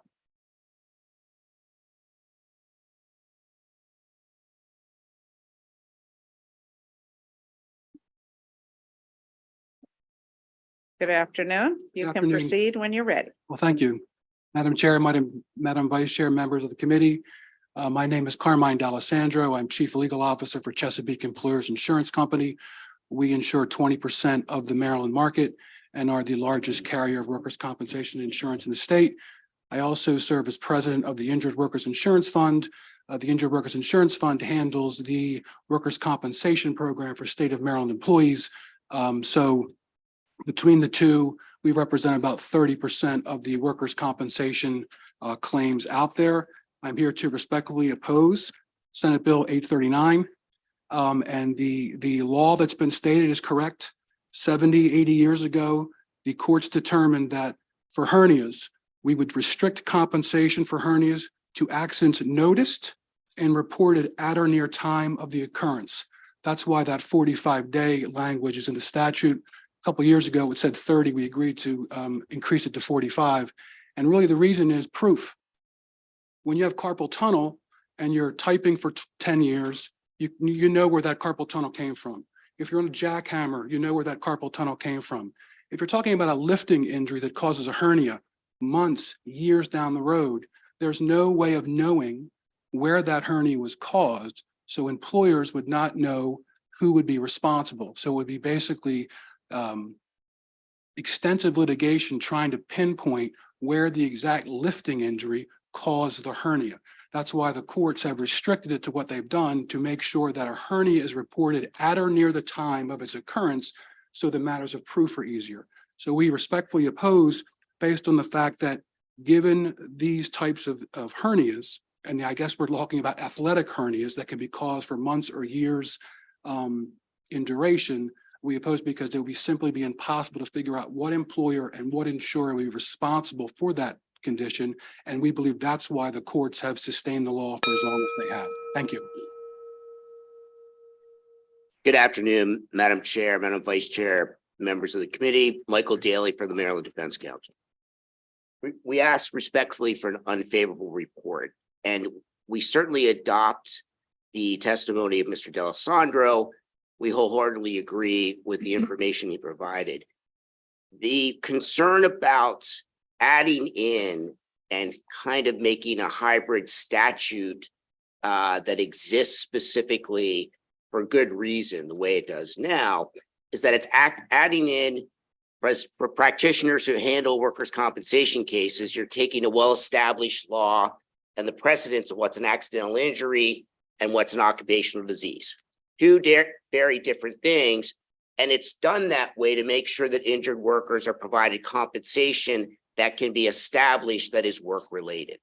In this case, you're asking that the statute now be amended to add in a occupational disease to a clearly established and well-established provision of the law that works well.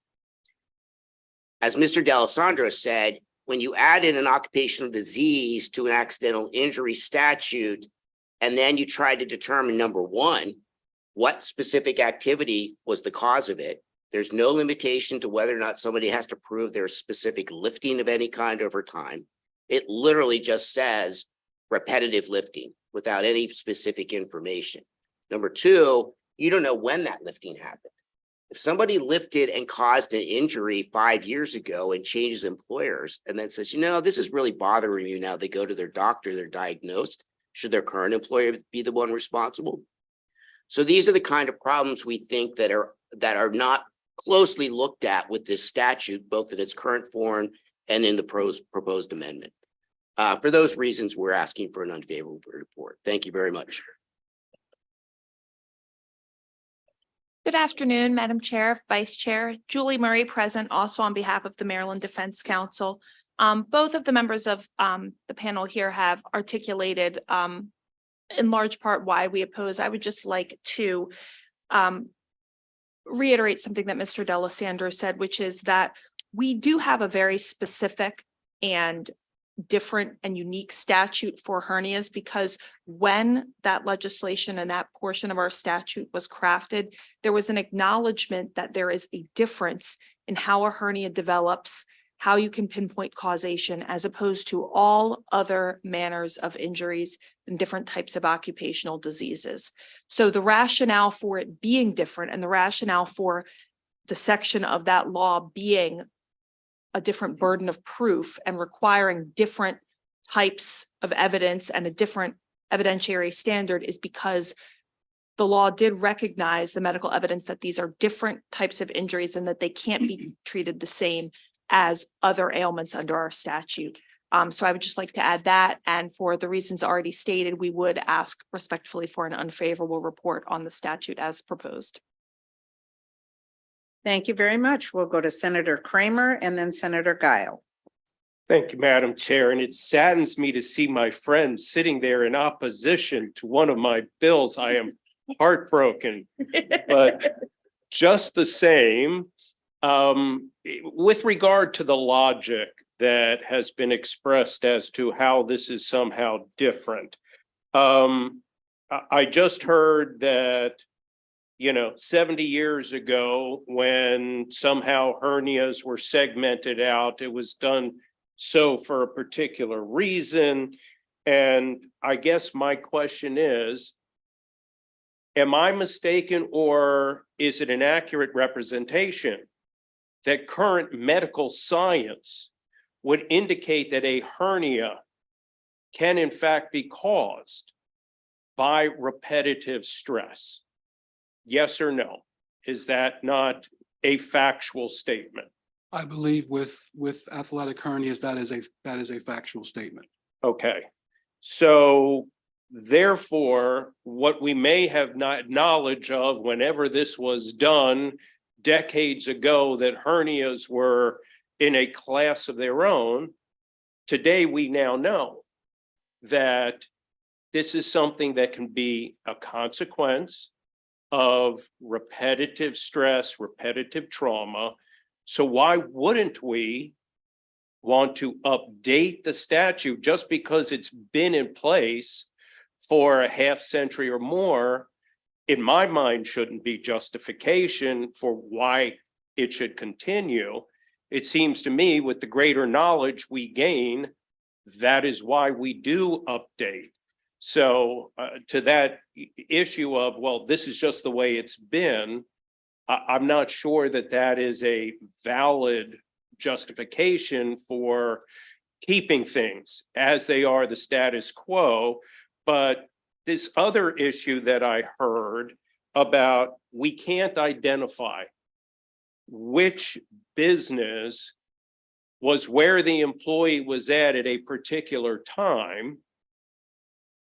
Would that not be equally applicable to what we all agreed is a perfect comparable example with carpal tunnel syndrome, where an individual working as a secretary in a law firm later is at a CPA's office, later is working in some executive office elsewhere and develops carpal tunnel syndrome, and we're not going to know which of the many various employers before did it happen, and we don't try to do that.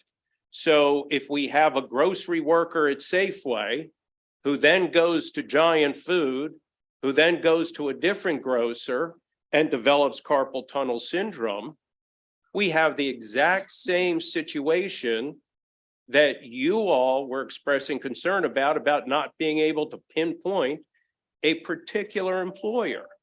Is that not so?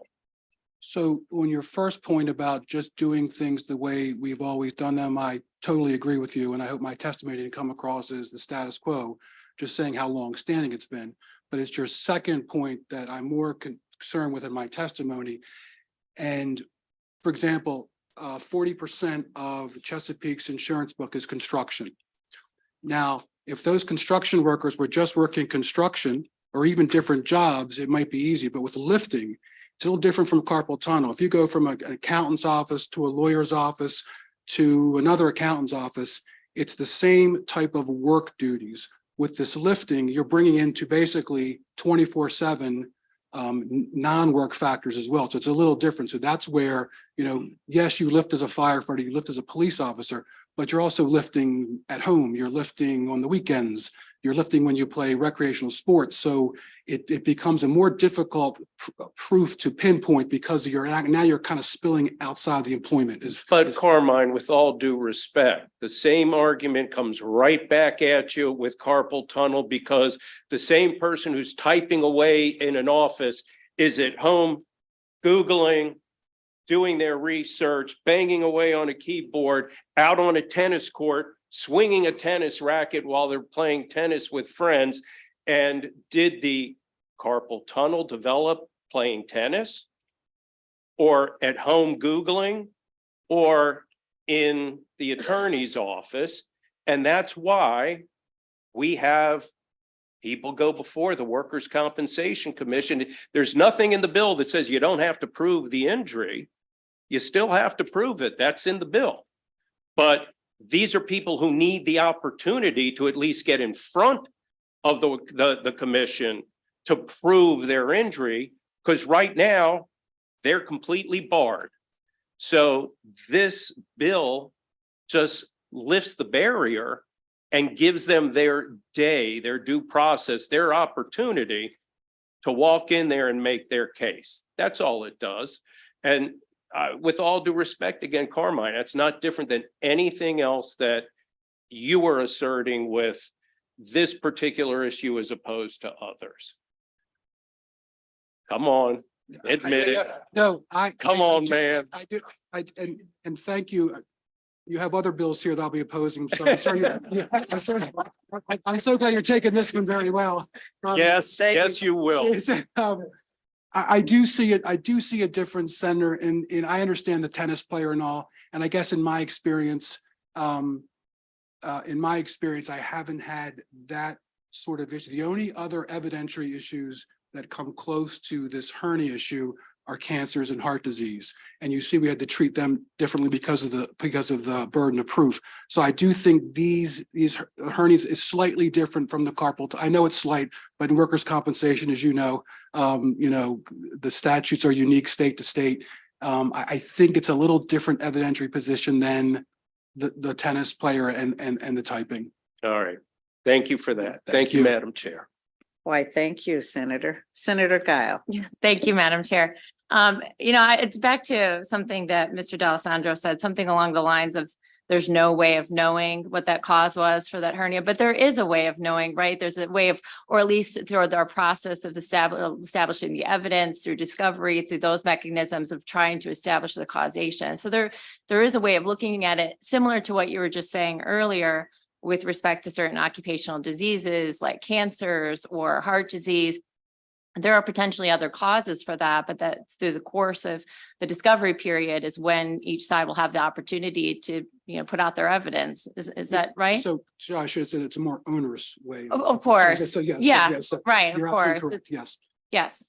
So yes, Okay. you're So that's not unrelated to what these other occupational diseases that we have that just there is a way of knowing, of figuring it out. It's just, well, in some ways, it's an opportunity for the parties to provide their evidence and to try to establish causation, correct? Correct. Okay, thank you. Thank you, Senator. I just have one quick question and we can handle this offline, I guess. Do we have any sense of how many claims just don't come before you because of the existing law?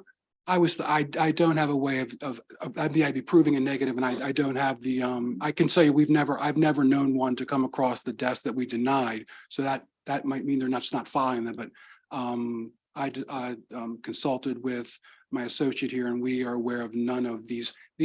I mean, we've had about 130 hernia claims in the last 5 years under the statute. As for the athletic hernia, and I believe, I forget the actual term that was used in the bill, but it's an athletic hernia. We have no evidence of any of those coming before us. No, thank you. And I maybe will talk with the sponsor offline because I'd like to get a sense of the scope of this. All right. Absolutely. Madam Chair, on behalf of the Maryland Defense Council, we asked our members and we polled them. We're unaware of any an athletic hernia claim it being brought before our various clients and actually being considered or denied. So we don't see it as something that come before us and we have knowledge of. We just have not heard of it. Okay, so it may not be as big of an issue as I think it could potentially be. We just don't know. I think that's fair. Okay, thank you very much. Thanks for your testimony. I don't see any, of course, Senator Ellis.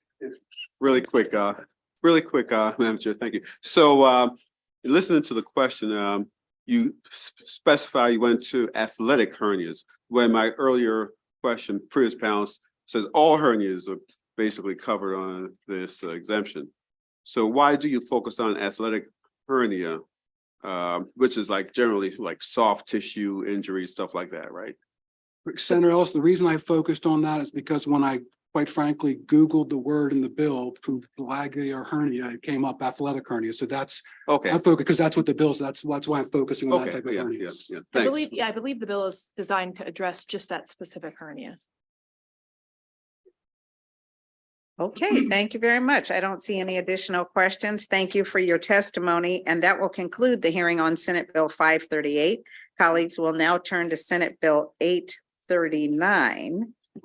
Wait, I switched those. Sorry, we just finished 839. I look at the witness list and it's almost exactly the same. So I'm having a deja vu moment, but we're concluding the hearing on 839. And we're going to move to the hearing on Senate Bill 538, which is workmen's compensation, occupational disease presumptions, hypertension. Senator Kramer, and if you have a panel, you can feel free to bring them forward. Thank you, Madam Chair.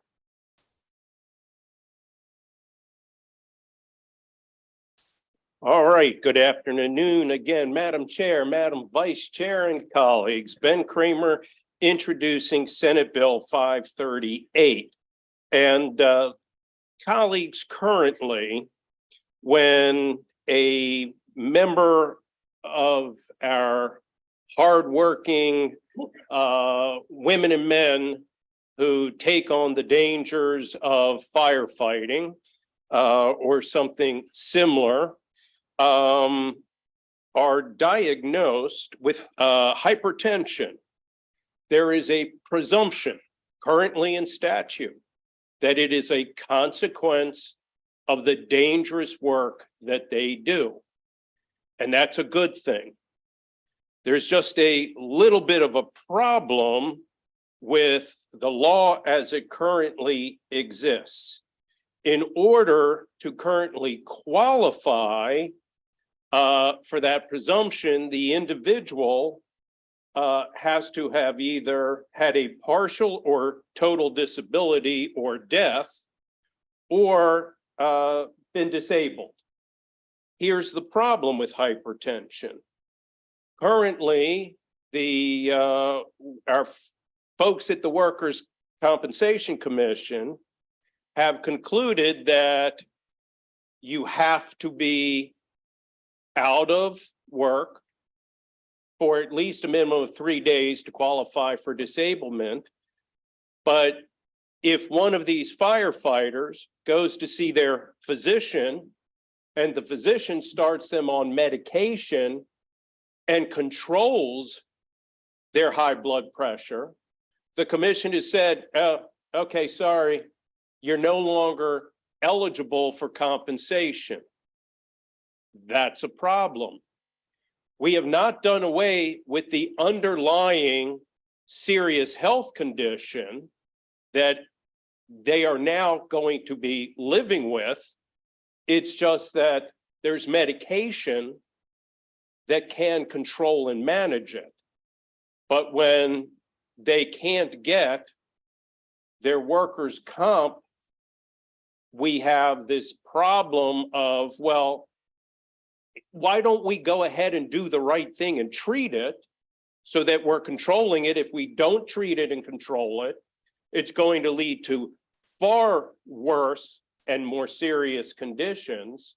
So the bill before you simply does away with the requirement that there be disablement.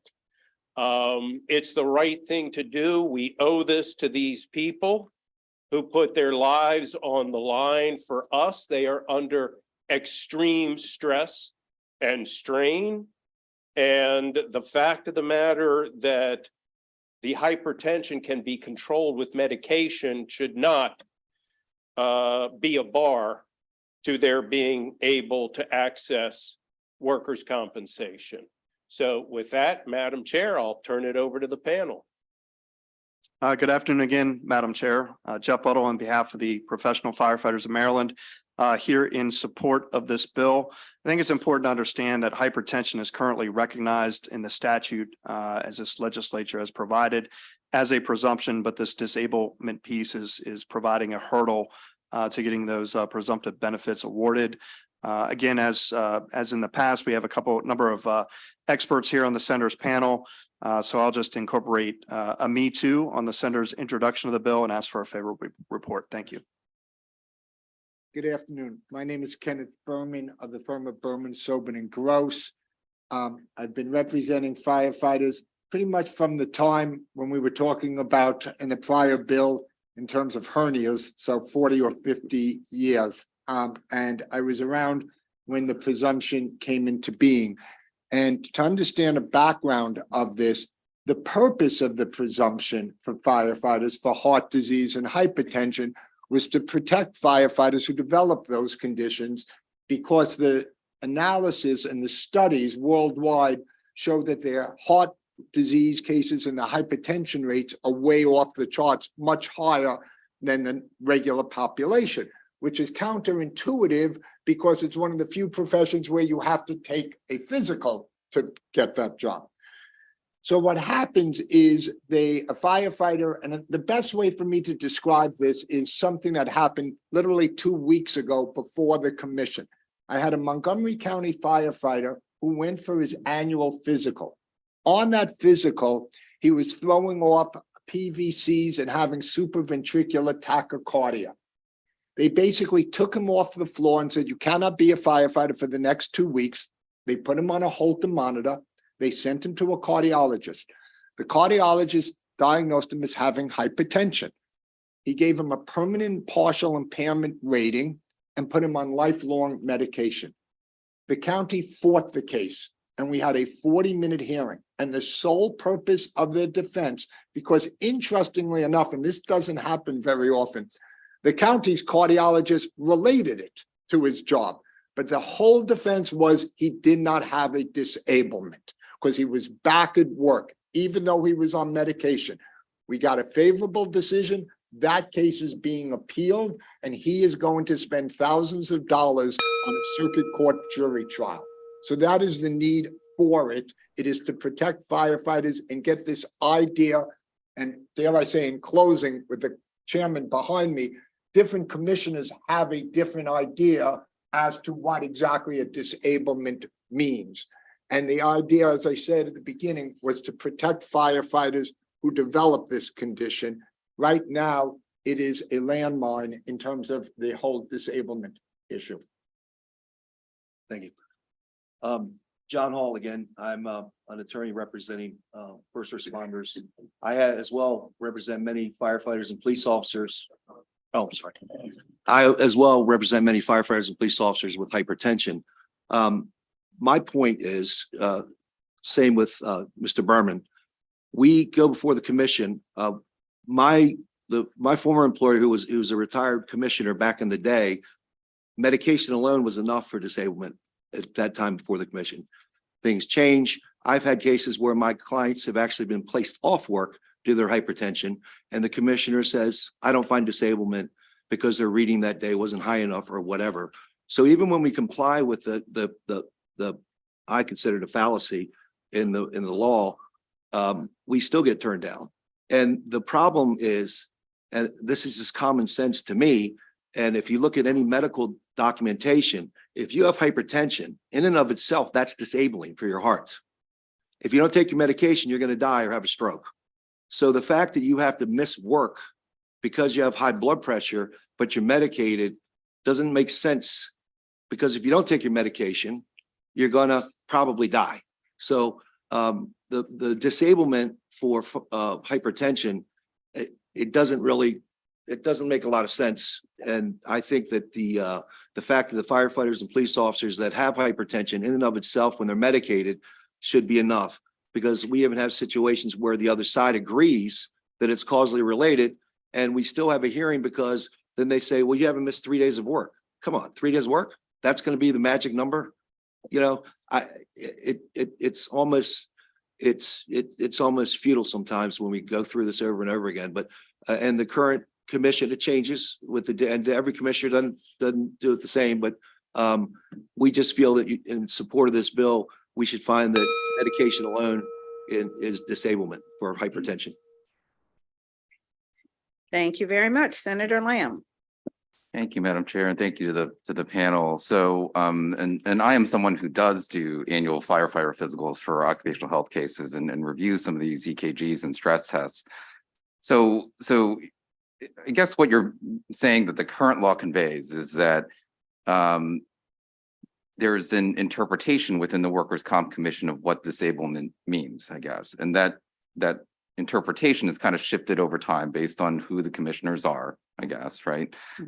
And, you know, in some ways, as the definition of disablement has become more narrow, it would be based on those commissioners' kind of opinions that someone really has to become even more disabled before they qualify, right? So someone has hypertension, they're getting meds, they're not, in their perspective, disabled, but if they don't get their meds and they have a stroke and they lose usage of their left arm, well, then that's clearly disabled, right? And so it seems as though, you know, based on this interpretation of disablement, it's almost as though you're waiting for people to get worse to the point where disablement is explicitly clear, because the interpretation of the gray area of disablement seems to have gone pretty constricted, that they have to get far worse before, you know, the compensation kicks in.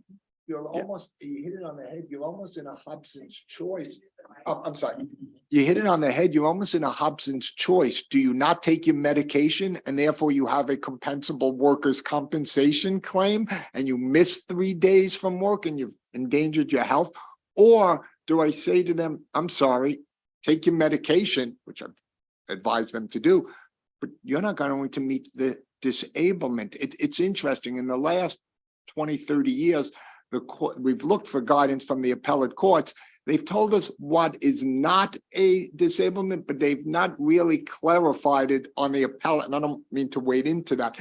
It's what I tell my clients sometimes. It's not like you open a textbook and the definition is there, but it seems pretty clear to us. And in terms of, for all the health reasons that Mr. Hall has indicated, that once you're on medication for hypertension, you have a disabling medical condition. Whether you continue to work through that or not, or be able to work on it because of your medication. And just to, if I could just amplify that point, both each and every county and city, as well as the federal NFPA guidelines, has a requirement that if you're a firefighter, you have to have your blood pressure under a certain level. You cannot become a firefighter or go to work.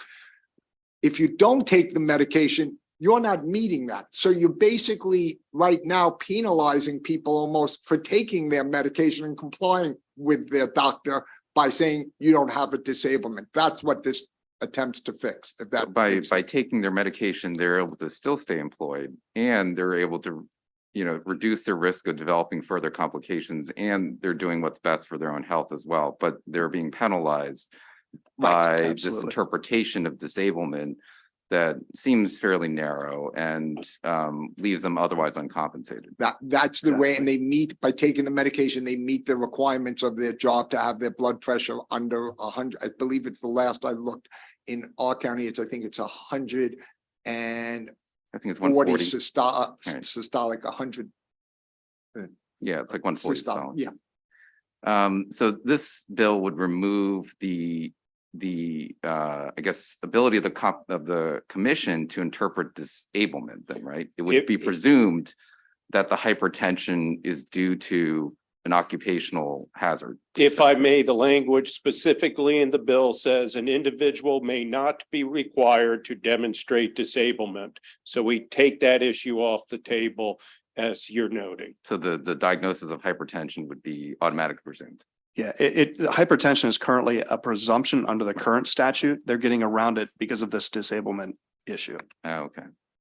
So using the disablement as kind of a gray area to basically deny. Yes. Yeah, and interesting, if I could just add on one last thing, the statute that makes not a hypertension and heart disease presumption doesn't actually use that section doesn't actually use the word disablement. Interestingly enough, it's used in other parts of this statute. I can't go back 50 years when the statute was first enacted, but 9503, which deals solely with heart disease, hypertension, does not use the word disablement. It says if you have a heart disease, hypertension, or lung disease for firefighters, it's presumed compensable. There's a reason your colleagues 50 years ago left out the word disablement in that. That was not, their intent was not for firefighters to get hung up on the whole issue of disablement. 9503 does say results in partial or total disability. Disability as opposed Right, to a disablement. Yeah, two different concepts in the law, believe it or not. Way beyond our, there's a difference. All right. There's a difference. Partial disability is a permanent impairment, or temporary total disability. Disablement doesn't have a definition under the statute. There are actually two different words and meanings. Thank you so much for Thank that you. response. Thank you very much. I don't see any additional questions for the sponsor or his panel. So we will turn to, thank you for your testimony, James Lanier, who is favorable with amendments. Good afternoon. Good afternoon again. Again, Madam Chair, Madam Vice Chair, Senators, my name is Jim Lanier on behalf here on behalf of the Maryland Association for Justice. As Madam Chair indicated, we are here in support of the Senate bill and ask for a favorable report. Instead of rehashing everything that the gentleman just said, I want to focus on the impacts, which is when you have, we talk about workers' compensation claims in the realm of compensable. That's our little, term of art. So if you have a compensable claim, whether it's an accidental injury, an occupational disease, that means that you are now entitled to benefits. You can get whatever benefits are required. The most important benefit of any workers' comp claim, bar none, is medical care. It will, if there's a top 10, it is the top 10, getting the medical care that the person needs.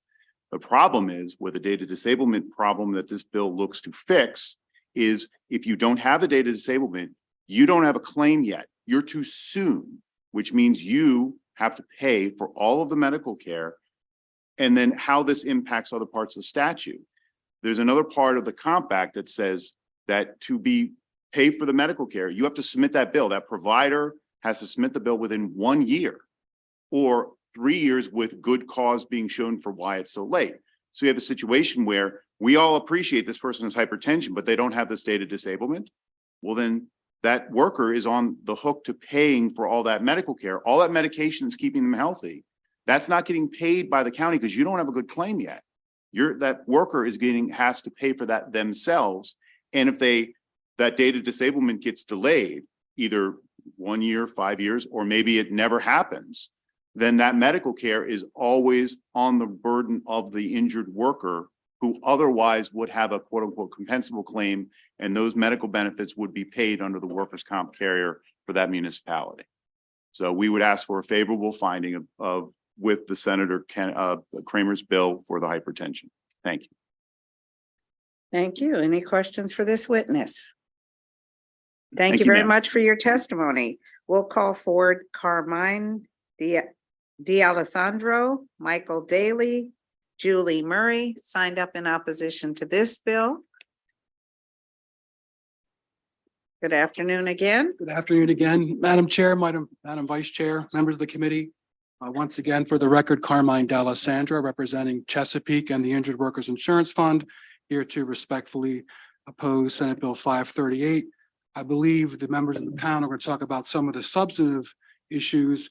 I want to talk about the way this word is interpreted in the statute. And as with any act, Workers' Compensation Act, if you move one word, you change one word, it has spillover effect throughout the code. What Mr. Berman said is, yes, hypertension is presumptively presumed to be related to your job as a firefighter, and it's presumed to be an occupational disease. Occupational disease, whether it's hypertension, whether it's cancer, whether it's carpal tunnel, there are two elements to every occupational disease. It was related to your job, and you were incapacitated or disabled. So you're actually removing one of the main tenets of what an occupational disease is. More importantly, when we're looking at something like statute of limitations, an employee has 2 years to file his or her claim. In an occupational disease case, 2 years from the date of disablement. So by removing that word, now you have limitations periods in flux. And lastly, and this is very important with firefighters, especially volunteer companies, because many firefighters in Montgomery County or Baltimore City will retire and then move on to a volunteer company. Well, when that hypertension rears, it's who's responsible for the hypertension. And we use disablement. We find that date of disablement, and then you look back in time to figure out what fire company that individual is working for to assign the risk. So it does, on its face, seem like a very small change in the context of this statute, but it does have significant spillover effect in how cases will be adjudicated in terms of limitations and, as we say, last injurious exposure, what employer would be on the hook for one of these conditions. And for those reasons, we would respectfully ask for an unfavorable report. Thank you. Thank you. Good afternoon again, Julie Murray, on behalf of the Maryland Defense Council. The other issue that the Maryland Defense Council and our constituents have with this bill is, I think, a language issue about what a lack of disablement means in the context of a workers' compensation commissioner's decision. What we heard a lot from in support of the bill was that Some commissioners are finding disablement in certain circumstances where a person is only on medications but has not missed time from work yet. And other commissioners are not finding disablement in that scenario. What's important to note is that a finding of no disablement does not mean that a person's workers' compensation claim has been denied. It essentially means that the claim is not ripe yet. So these people do have the opportunity to come back when they miss a day from work, if they need to take a day off of work to go to the doctor or something of that nature, and file their claim again. A finding that there is no disablement is not the same as a finding that a person did not sustain a compensable occupational disease. There is no res judicata and no collateral estoppel in workers' compensation litigation. So if a person brings a hypertension claim, the commission makes a finding that it's not ripe because there is no disablement yet, that person is permitted to come back and bring their claim again in the future. It's not a bar like it would be if a decision was reached on the merits that the occupational disease did not arise out of and in the course of employment. And I will let my other panelists address our other concern, but for that reason, Maryland Defense Council does ask for an unfavorable report on this bill. Thank you, Madam Chair, members of the committee, Michael Daly again, on behalf of the Maryland Defense Council. I certainly adopt the testimony of Mr. D'Alessandro and Ms. Murray. What I think is missing from some of the testimony is, and I don't think it was conveyed as we as practitioners appear before the commission and specifically on these cases as well. The typical scenario is the firefighter has brought a claim after going to the doctor, after receiving treatment, perhaps 2 years, sometimes longer later. So the concept of they're not getting medical care to treat a dangerous condition is not accurate. And I believe what's important about the statute and the way it does work with the language as it exists now is it does protect all members appearing before the commission. If there is a disease, an occupational disease, and one that is presumed to be related to one's employment, then the burdens for that employee to overcome are completely eliminated, almost completely gone. And that's great. Under these circumstances, we certainly support that concept. First responders, firefighters, police officers, by all means, they deserve that. But what does also need to be considered in any changes to the law is how eliminating, as Mr. D'Alessandro said, one of two crucial elements of the law as defined. As we all know, we have to abide by and live by the terms of the law and what it does in order for the greater good. Under these circumstances, if you start pulling away portions of the law that work and make sense, then the ramifications can be great. Thank you. Thank you very much. Senator Kramer. Carmine, once again, you're tearing my heart out. Did I say very respectfully opposed? So Carmine, I note that again, you raise this concern of how do we determine which employer is responsible if, you know, we open a door, there's what's going to be the outcomes. Why can't we simply indicate that when the firefighter starts or is placed on medication to control the condition for which they've been granted already in statute a presumption? Why can't that be the moment that starts the clock ticking as to when it occurred, so that we don't have any ambiguity as to what employer is the one that has liability? Wouldn't that be a simple fix? I certainly, as Mr. Berman stated, the problem, for lack of a better word, is the Supreme Court of Maryland now, has indicated that disablement is a case-by-case analysis. So that has opened this excessive litigation from what I've heard. I know at Chesapeake, we take a very liberal view of disablement, so I do not have many of these cases. Because as Mr. Berman said, he's just going to bring his firefighter back in a few months. There's another situation of, different people are trying cases differently. We met. But that still didn't answer the But we've question. tried, we have to try to discuss what would be a definition of disablement in this context. We have not been able to come up with one yet. I totally understand your point, and yes, it would make life a lot easier if there was a definition. Unfortunately, there is no definition of disablement. It's case by case. Sometimes it's missing work, sometimes it's light duty, sometimes it's increased medication, sometimes it's none of the above. It just depends on who you're in front of. And to provide continuity and clarity, this bill takes out the word disablement.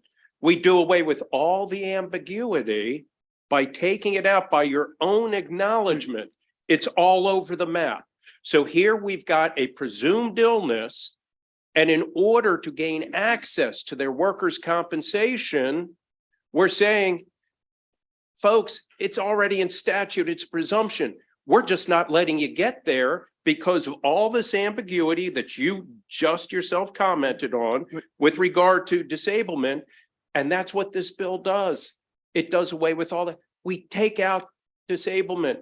Now, these firefighters who already have this right can have access to their workers' compensation, again, based on the merits of their case, the proof that they bring in their hearing. It doesn't guarantee anything. It's giving them, once again, access. That's all. So, I mean, using your own words, you have created the merits for what the bill does. Take out disablement. We can't get there right now with all the ambiguity. And if there was a way I could figure out, which I've tried, I can't as of we sit here now, how the statute of limitations would toll in those cases and how last injurious exposure would apply, then I think I could sit down with Mr. Byrne, Mr. Hall. That's the hurdle that, Well, that's where we began when I said, how about date of medication? We take away that hurdle. Date of medication is when it starts tolling. Just a thought, putting it out there. You once again know I'm right. I'm certainly. I know going- you're thinking a way around it. And no. And before Senator Klossmeyer asked me to, I will certainly be discussing this with the gentleman behind me to figure if we can, because I know All that's right. going to be the next thing Senator Klossmeyer says. Okay, yeah. You know what? She got nothing for you. Thank you, Madam Chair. Thank you, Senator. She would have me to say that for Okay. her. So thank you very much. I don't see any additional questions from the committee on this bill. So that will conclude the hearing on Senate Bill 538. We'll now move to Senate Bill 377, Workmen's Compensation Benefits Offset and Hearing Loss. Senator Kramer.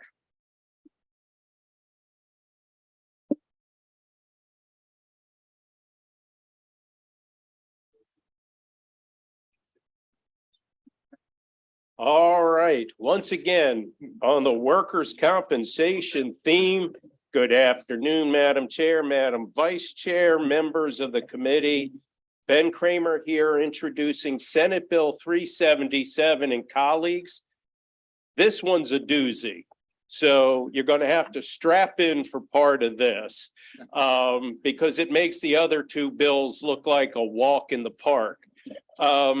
This one sort of ties in three separate issues that kind of all come back at one origin. But because of that one origin, the bill makes three different changes in our statute. And I'm going to start with the easiest of the three. And that is that tinnitus, which is a ringing in the ears or noises that the individual hears, be considered part of an employee's hearing loss. So that tinnitus be considered as compensatory as hearing loss. That's fairly straightforward. I would say no fuss, no muss, hopefully, not a whole lot there that's contentious. Moving towards the front of the bill, the next issue relates to how currently in statute, an individual who experiences hearing loss and is looking to be compensated through workers' compensation. We have currently a scenario where an individual starting at the age of 50 for each year going forward has a charge more or less against their hearing of 1/2 of a decibel. So that if I go in at age 60 and I have hearing loss that's job related, they're going to look at that 10-year gap and they're going to say, okay, here's where you probably should be, but for each, so, and here's where you are now. For each year that you were past 50, so over the last 10 years, we're taking off 1/2 a decibel right out of the gate. You're charged with that. The problem with that is that you are taking two people or multiples of people who may have the same issue, but you're punishing the ones that try to continue in their employment, but may have had their hearing loss much earlier as a consequence of the job, loud noises, jackhammering, whatever it may be, or in the case of our firefighters, loud sirens, the commotion that occurs at a scene of a fire, all the loud sounds and the noises, so that even though the person may have had the hearing loss much earlier than even their 50th birthday, they're still docked between or every year after the age of 50. So this bill seeks to correct that and do away with that issue. So then the big part of the bill seeks to abrogate a finding, an opinion by what is now our Supreme Court, at the time the Maryland Court of Appeals a couple of years ago. And in that finding, the court determined that in the majority opinion, they determined that similar benefits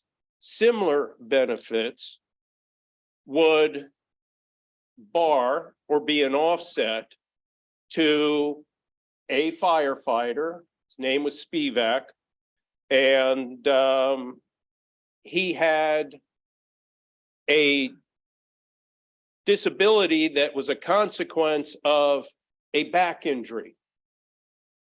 So he was collecting on that injury.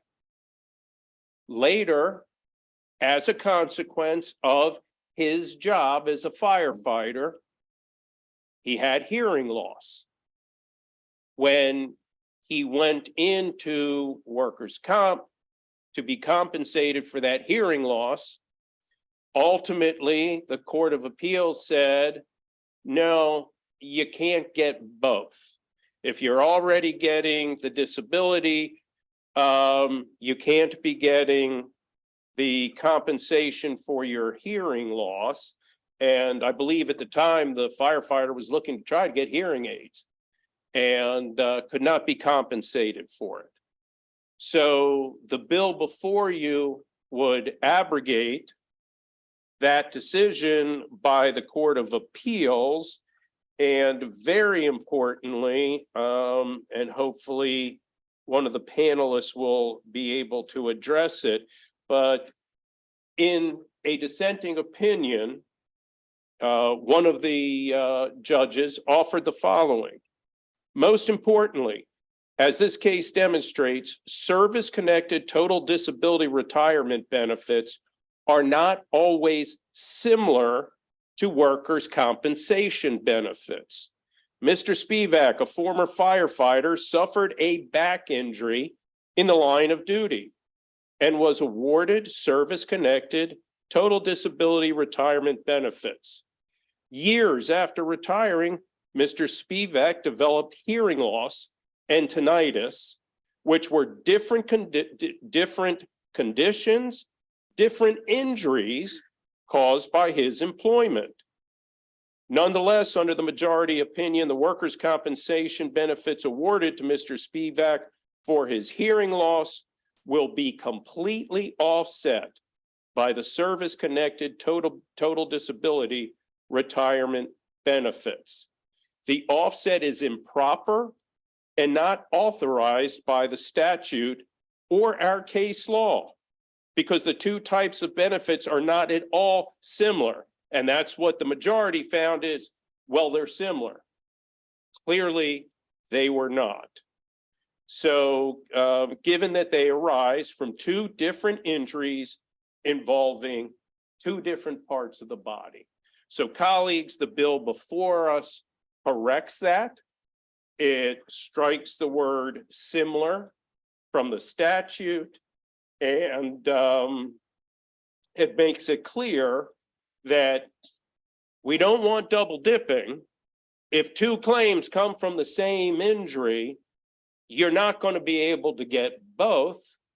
But when they have two total different claims from separate injuries, yes, you can be compensated. That's what the bill does before us. And with that, thank you. Good afternoon, Madam Chair. For the record, Jeff Buttle on behalf of the Professional Firefighters of Maryland, representing over 10,000 active and retired firefighters and emergency medical services personnel throughout the state of Maryland. I think we have a great panel lined up here that's going to follow my testimony. So I again will keep my remarks brief. Our organization is strongly in favor of this legislation. This is something that's really important that this committee is going to have to sort through and try to figure out as we go along. And with that, I will turn it over to Mr. Darby. Thank you, Jeff. Good afternoon, Madam Chairman, Madam Vice Chairman, members of the committee. My name's Matt Darby, and I've been a practicing attorney representing public safety employees for approximately 30 years. So I can't quite claim the 50 years that Mr. Berman alleged earlier, but I'm catching up again. Now, the senator addressed the Spivak issue last. He also addressed the two issues that we find to be a problem with the hearing loss statute. And so we figured because hearing loss cases in the context of Spivak are probably in the group of individuals most affected, we thought it'd be a good opportunity to look at the hearing loss statute in general. We're fortunate enough to have with us to my left, Rory Cernick. Rory is the president and CEO of the Hearing Assessment Center and has evaluated from an audiological perspective hundreds and hundreds of firefighters and police officers. The first thing we're seeking to change is what we call the age penalty. And that's what the senator was talking about with the 50-year-old and the half decibel argument. I've been convinced in the years that I've been doing hearing loss cases that it just was a mistake in drafting, because it penalizes individuals who have a longer history of noise exposure than those that don't. And so we think it's very important that that be looked at, and be happy to answer any questions on it. The other thing is we are required to show disablement and tinnitus. And in the prior bills, there was a discussion of disablement and the impact and the difficulty in hypertension cases. Multiply that in tinnitus cases, because there's no treatment really for tinnitus. And so what the bill strives to do is to create tinnitus and put it where it belongs, which is part of the hearing loss analysis. And so with that, and with 4 seconds left, I'm going to turn it over to Rory. Thank you. Dr. Rory Cernick with the Hearing Assessment Center, and I've had the privilege of working with my team and I over 500 of these workers' compensation claims. And I support this bill and I want to sort of offer my 2 cents into why hearing loss and tinnitus are very much equal here. And so tinnitus, tinnitus, however you say it, it's equally as challenging. And for some, it's very mild, but for others, it is a permanent disability. So with tinnitus, there's a connection to what's called our limbic system. And so some folks have an emotional response to tinnitus. And so what happens when somebody's exposed to excessive noise is there's damage in what's called the cochlea. The cochlea is the sense organ of hearing. And from that, you have hearing loss and tinnitus. And on the most severe side of the spectrum with tinnitus is we've had patients who have become suicidal. So tinnitus in itself is something that we need to address and treat. But also the message is that there is an urgency when somebody has hearing loss. And so hearing loss in general is the most modifiable risk factor of dementia. So what happens is that when somebody has hearing loss, every day that it goes untreated, they're more likely to develop cognitive decline and have that tinnitus worsen. And so treatment needs to happen early and as quickly as we can have that. And otherwise, any questions that I can answer, I'm happy to do so. Thank you. Kenneth Berman again. Before I begin, I want to thank Senator Kramer. Apparently, I'm having dinner with Mr. D'Alessandro next week and I'm paying. But that's fine. I enjoy his company and admire him. I represented firefighter Spivak. So very quickly, he injured his back in 2010. He went out on a service-connected disability retirement in injured his back in 2007, went out on a service-connected disability retirement in 2012, 2010, developed hearing loss and tinnitus in 2014, filed a claim in 2016. So he did not have hearing loss or tinnitus at the time he went out on service-connected disability for his back. He did not even have those conditions, could not have been part of his service-connected disability. 1 year before the court gave its opinion in Spivak, it said this in a case called Riga. The General Assembly, and it said it about 40 times, the General Assembly wished to provide only single recovery for a single injury. It wishes to prevent double recovery for the same injury, close quote. That is what we operated under for 40 years before the Spivak decision. So let me tell you what this bill does not do. It does not pay somebody twice for the same injury. What this bill does do is it corrects a mistake and says, in accordance with the purpose of the act, it is going to compensate somebody or their family for a condition they developed at work. The bottom line, hypothetically, if Mr. Spivak had the hearing loss before he went out on service-connected disability retirement, and it was part of his service-connected disability retirement, he would not be paid. Here he would. Thank you. Okay, I don't see any questions for the sponsor or this panel. Thank you very much for your testimony. We'll call forward James Lanier, Milton Nagel, William Kress.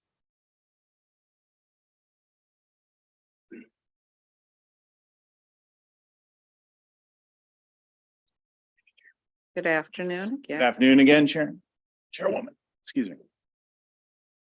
You guys want to go first? You go ahead. All right. Good afternoon again, Madam Chair, Vice Chair, and the Senators. Again, my name is Jim Lanier on behalf of Maryland Association for Justice. Just to make clear, we don't just represent firefighters, we represent all injured workers, including firefighters. And instead of going back and focusing just on the first part of the bill that the Senator Kramer talked about with the occupational, the retirement part, I just want to focus on the hearing loss and the tinnitus part. Beyond that, it's all me too with all the other testimony. The issue with the hearing loss is that in addition to the firefighters, I represent a lot of steel workers.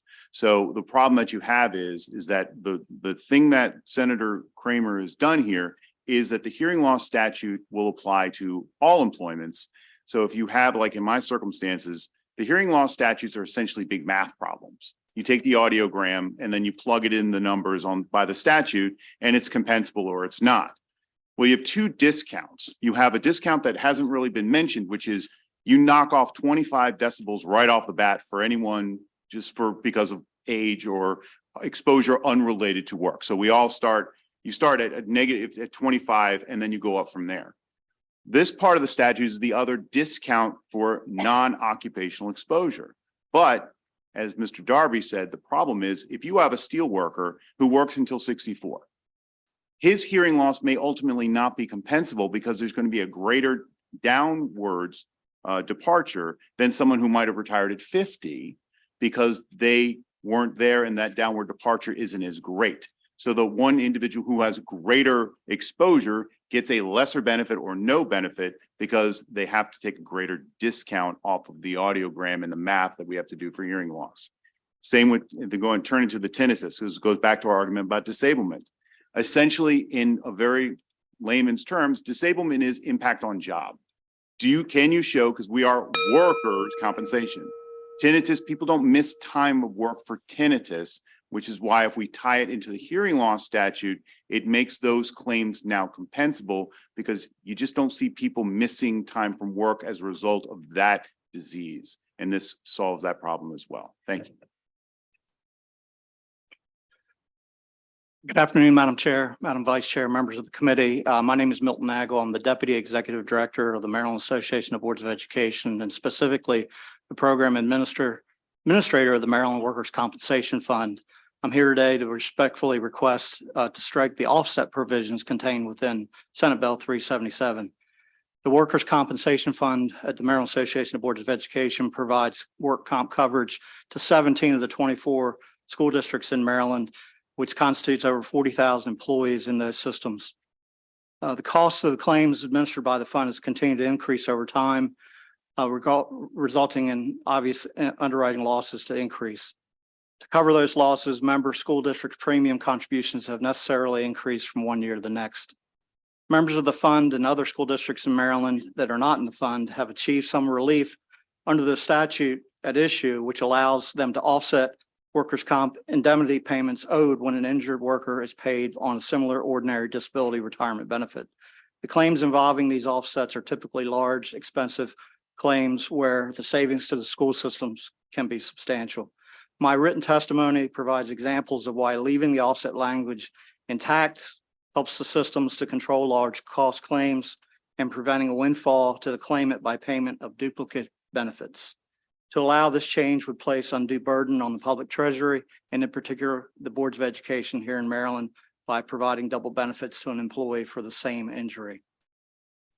The Maryland Workers' Compensation Group Insurance Fund and its 17-member school districts should not lose these cost savings, and for these reasons respectfully request to strike the offset provisions contained within Senate Bill 377. Thank you.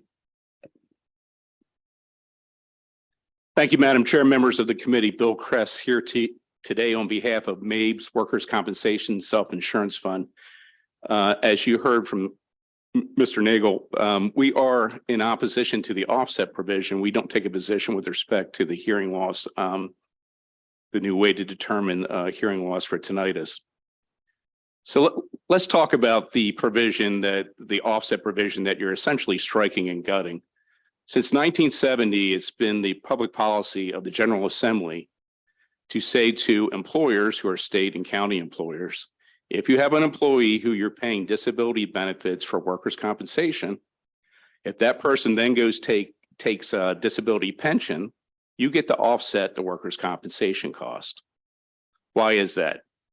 Both the benefits are for lost wages or lessened earning capacity, essentially.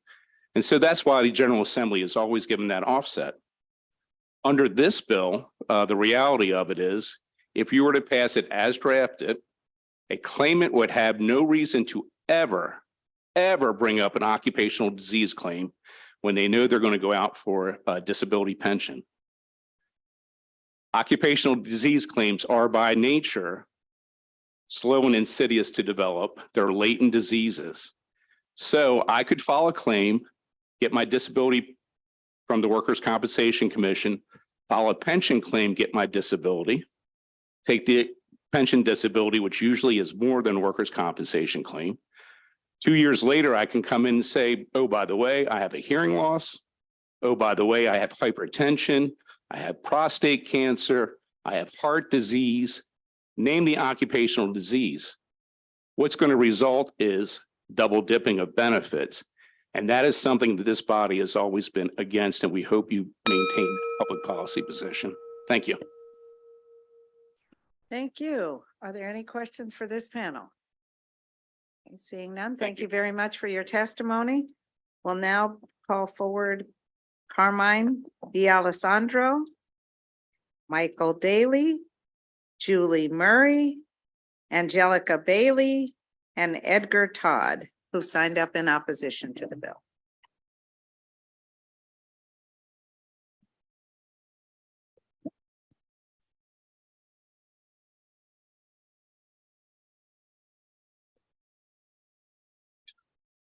Good afternoon, once again, Madam Chair, members of the committee.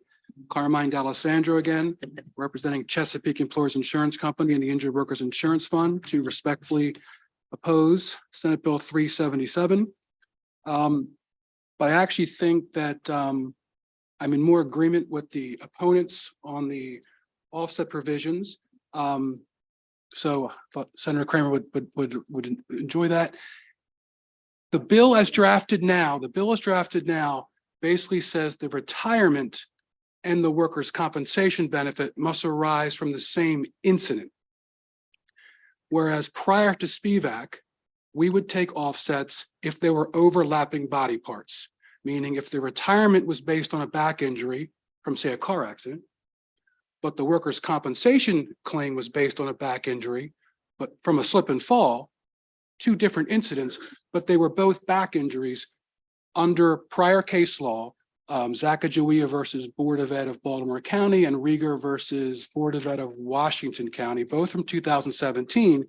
The Court of Appeals defined similar as the body parts. If they're overlapping, then you would take the offset. So the language in the bill now says it's got to come from the same event. I believe if we could work on that language and bring this back to pre-SPVAC, where we would be under Sacagawea and Rieger, I believe you'd have, I can't speak on, you would have agreement. Basically, Montgomery County, like I'm sure several other big counties, have a special retirement plan. So this whole issue is generated from the Montgomery County Code, and they have a special retirement that doesn't affect state workers. I'm more worried about accidental disability retirement and ordinary disability retirement for state workers and those counties that are within that system. We would like the law to read as it did pre-SPVAC, overlapping body parts, even though those body parts may have incurred injury from different accidents.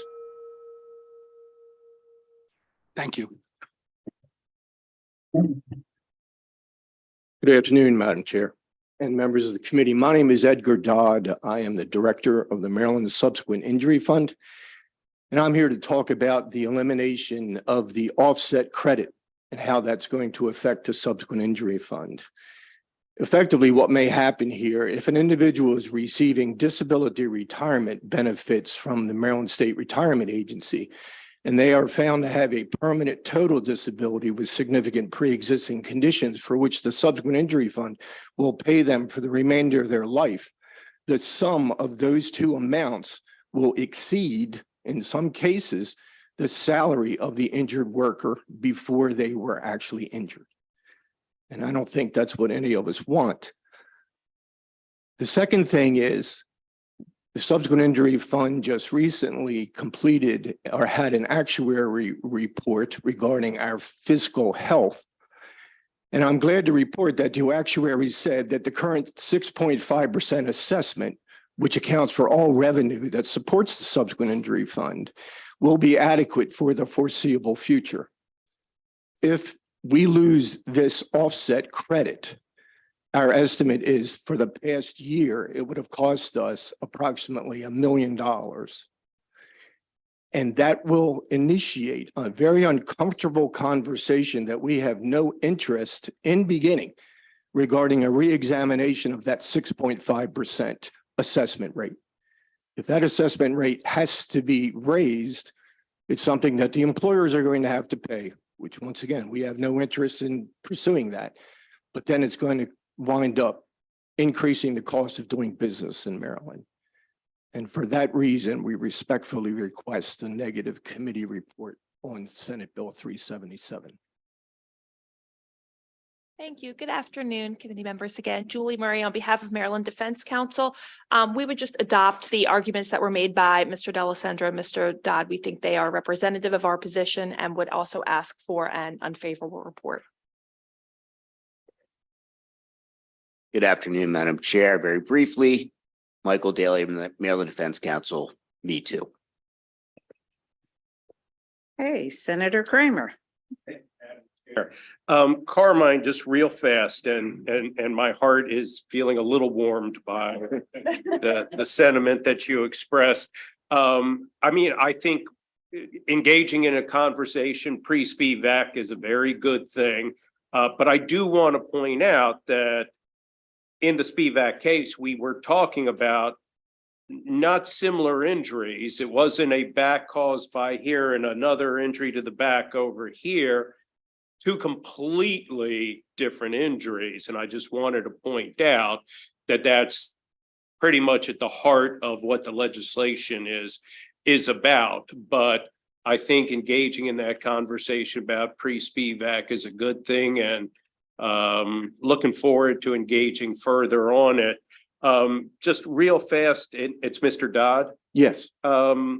It sounds to me, and I appreciate your concern about the finances, but it sounds more like your argument is about, rather than providing equity or an equitable resolution for an injured worker, it's, well, we want to keep a cap on what our payments are.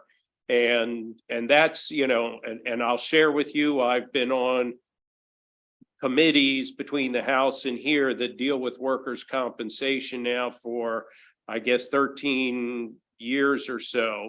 And that's not an argument that I don't think has ever resonated, not just with me, but with committee members as well, in that I think we feel our responsibility is to ensure the employee is properly compensated for the injury, and not so focused on the concern that, well, you know, we may have additional payouts as a consequence. Well, I apologize for that misconception. Me personally have no interest whatsoever in denying any injured workers in Maryland their just due. As the director of the Maryland Subsequent Injury Fund, I have an obligation to the legislature to report to you any pending legislation that may adversely affect the bottom line of the Subsequent Injury Fund.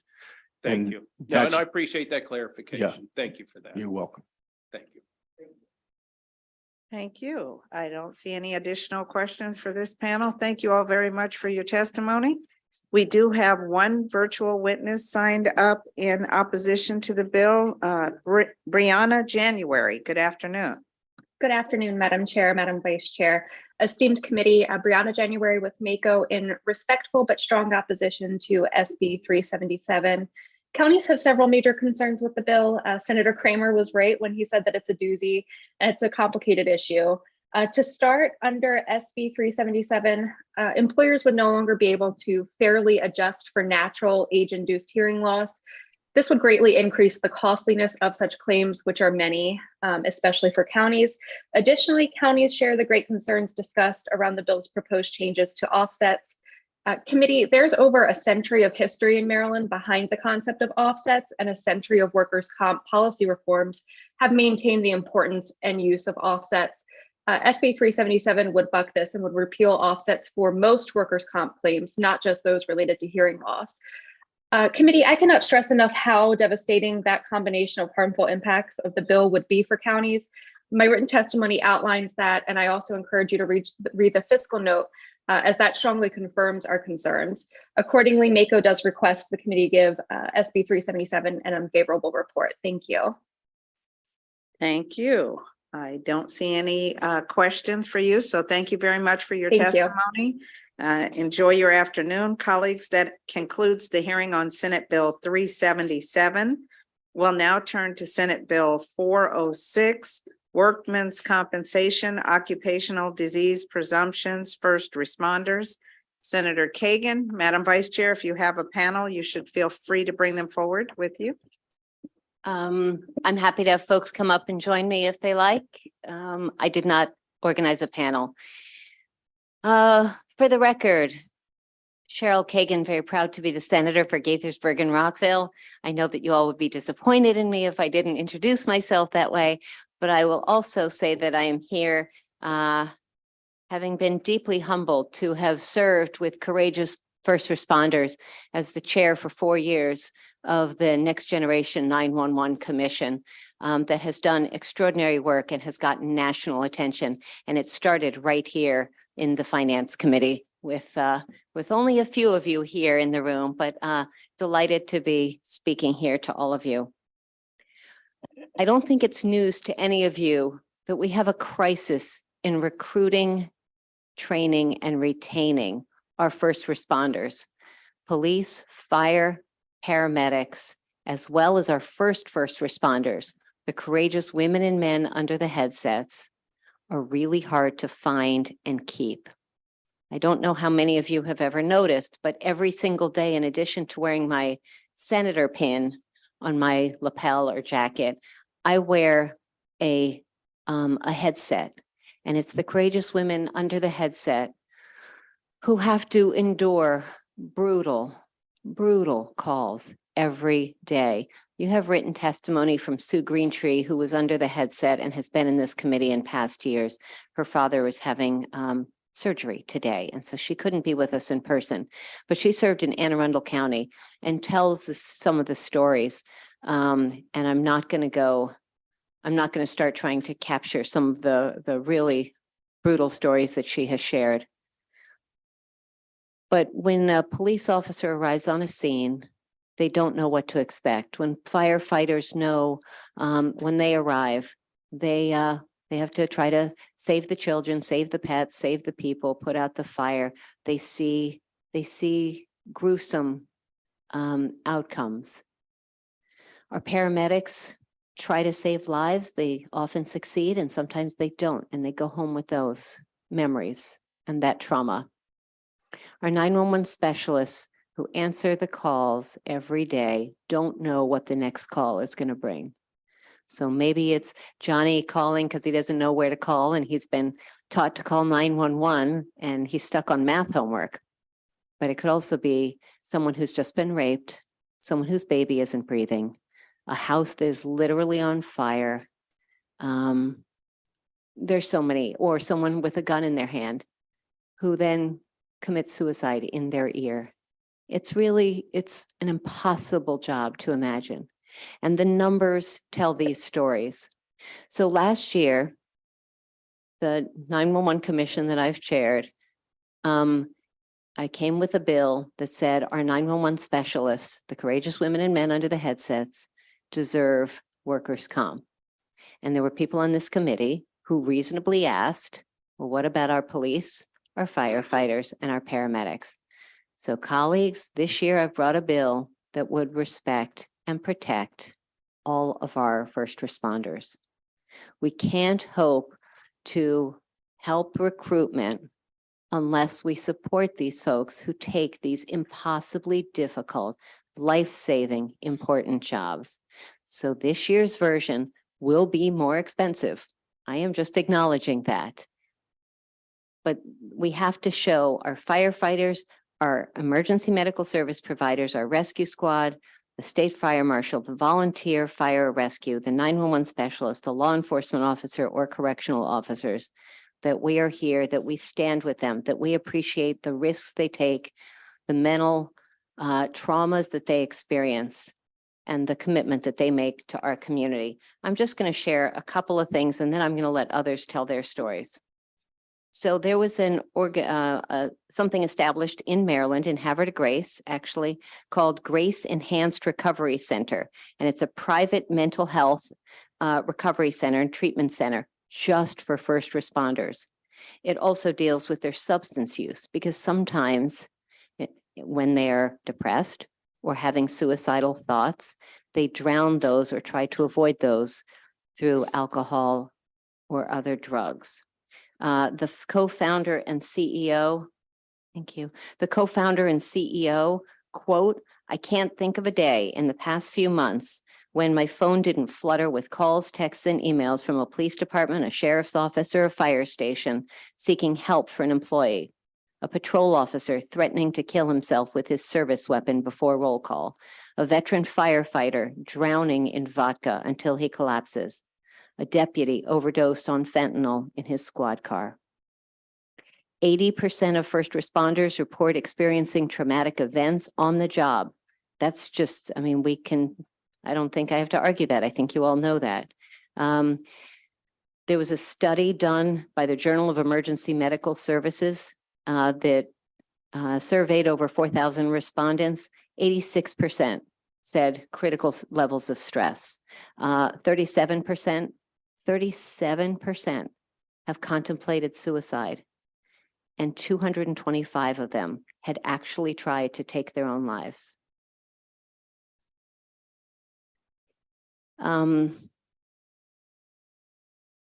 There's a culture washing down the horror with alcohol was, quote, "the culture." That's according to the National Association, the National Alliance of the Mentally Ill, Mental Illness in 2021.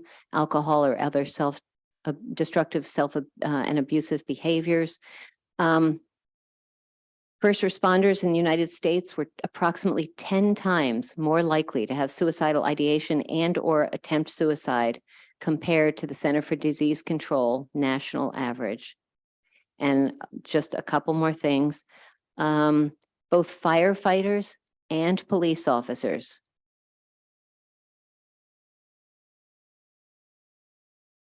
are more likely to die by suicide than in the line of duty. More likely to die by suicide than in the line of duty. Last year alone, according to the Washington Post, 138 law enforcement officers died by suicide. And that's compared to 129 who were killed in the line of duty, and that's an FBI statistic. Speaking particularly for the 911 specialists, there's no closure. They go from one emergency, one trauma, one disaster to the next, people calling on the worst days of their lives, and we don't take care of them. The commission that I've chaired has tried to make it easier to get mental health care without having to go through their boss and get direct access, but sometimes they can't do it. And this bill makes sure that these courageous public servants get taken care of, and they have served us, and we should protect them. It's narrowly drawn so that it has to be, they have to be able to demonstrate that this was from their job experience. They can't do it after the first day or even the first disaster.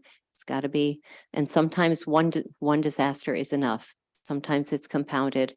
They have to do it. And Captain Phillips here is going to speak to this, and it's up to the will of the committee, but you have to have applied for workers' comp within 18 months after leaving the job so that it is proximate to having served under the headset or in the field as a police, fire, or paramedic.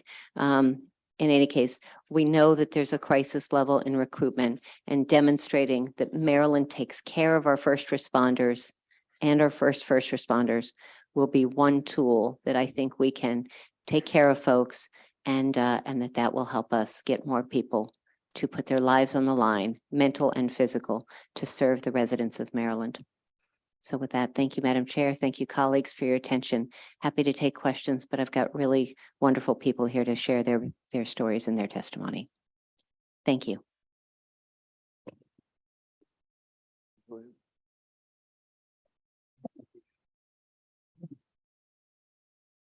Madam Chair, Senators, good afternoon. My name is Jeff Stickle. I'm an attorney from Montgomery County. And through that job, I've become an advocate for those first responders suffering with PTSD. My good friend and a client, Dave Cohen, is sitting next to me, and he'll give you his own experience as a police officer going through this system. One of the defenses you'll probably hear is it's not broken, so don't fix it.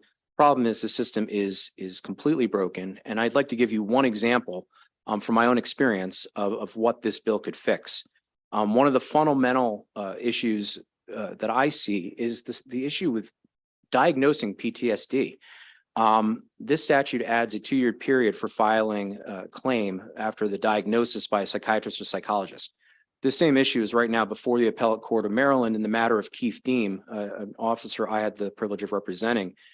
And as the court said in that case, as they did in an earlier matter, isn't this a matter for the legislature, which is why I come before you here today. In 2012, Officer Deem initiated pursuit of a vehicle that was listed as stolen while patrolling Bethesda.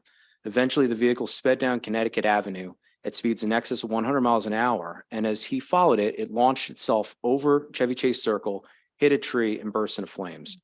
2 of the occupants were killed immediately. They were children, 14 and 16 years old. He had no idea. The 16-year-old driver later died. Officer Cohen here eventually pulled them from the wreckage. Officer Deem and his colleagues did what they could at the scene, but mostly that was watching in horror as the car burned. After that, he was never the same. He wasn't the same at work. He wasn't the same at home. His relationship broke down. But because of tough guy mentality and lack of knowledge of PTSD, he never filed a claim. When he finally realized there was a problem and sought help, the county said it's too late. It's been too long, and the commission agreed. PTSD isn't well known amongst our police officers and firefighters. This is still something that's evolving, and a statute itself will actually bring knowledge to the issue just by naming PTSD in the language. But it'll also help in cases like this get care to those who desperately need it, like Officer Deem. Thank you very much. Good afternoon, Madam Chairman, our Chairwoman, and members of the committee. My name is David Cohen. I am a police lieutenant with a large law enforcement agency in the state, and I am testifying today in favor of Senate Bill 406. I'm a lifelong resident of the state of Maryland, and I've been a first responder since 1995 when I joined a local volunteer fire department on my 16th birthday. From 2010 to 2019, I was assigned to my department's collision reconstruction unit, where I responded to more than 400 fatal crash scenes. I was continuously exposed to violent, traumatic deaths and the aftermath of often reckless behavior, including the death of 2 of my colleagues. I knocked on countless doors in the middle of the night, making dreaded notifications to family members killed in motor vehicle collisions.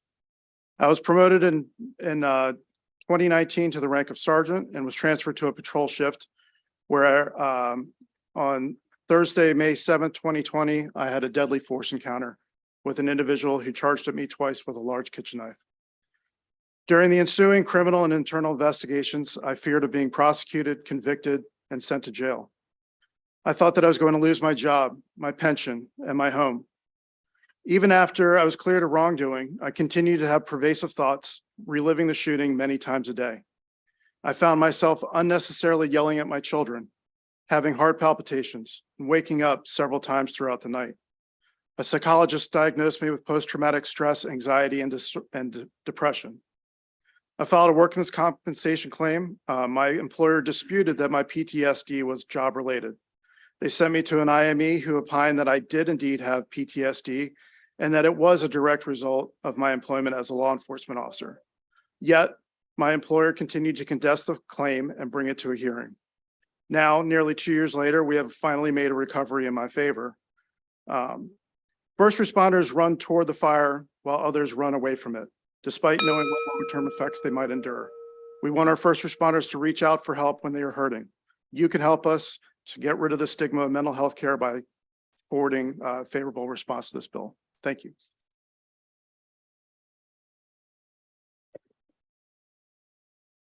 Good evening. For the record, my name is Bob Phillips. I am the legislative chair for the MSFA, Maryland State Firefighters Association. Thank you, Madam Chair, for allowing me to come before you. I'm going to speak about 2 different things. Number one, the 911 call takers and dispatchers. What they do inside that building on the other end of the black box is take care of the first responders. This gentleman here was a first responder. He'll attest to that.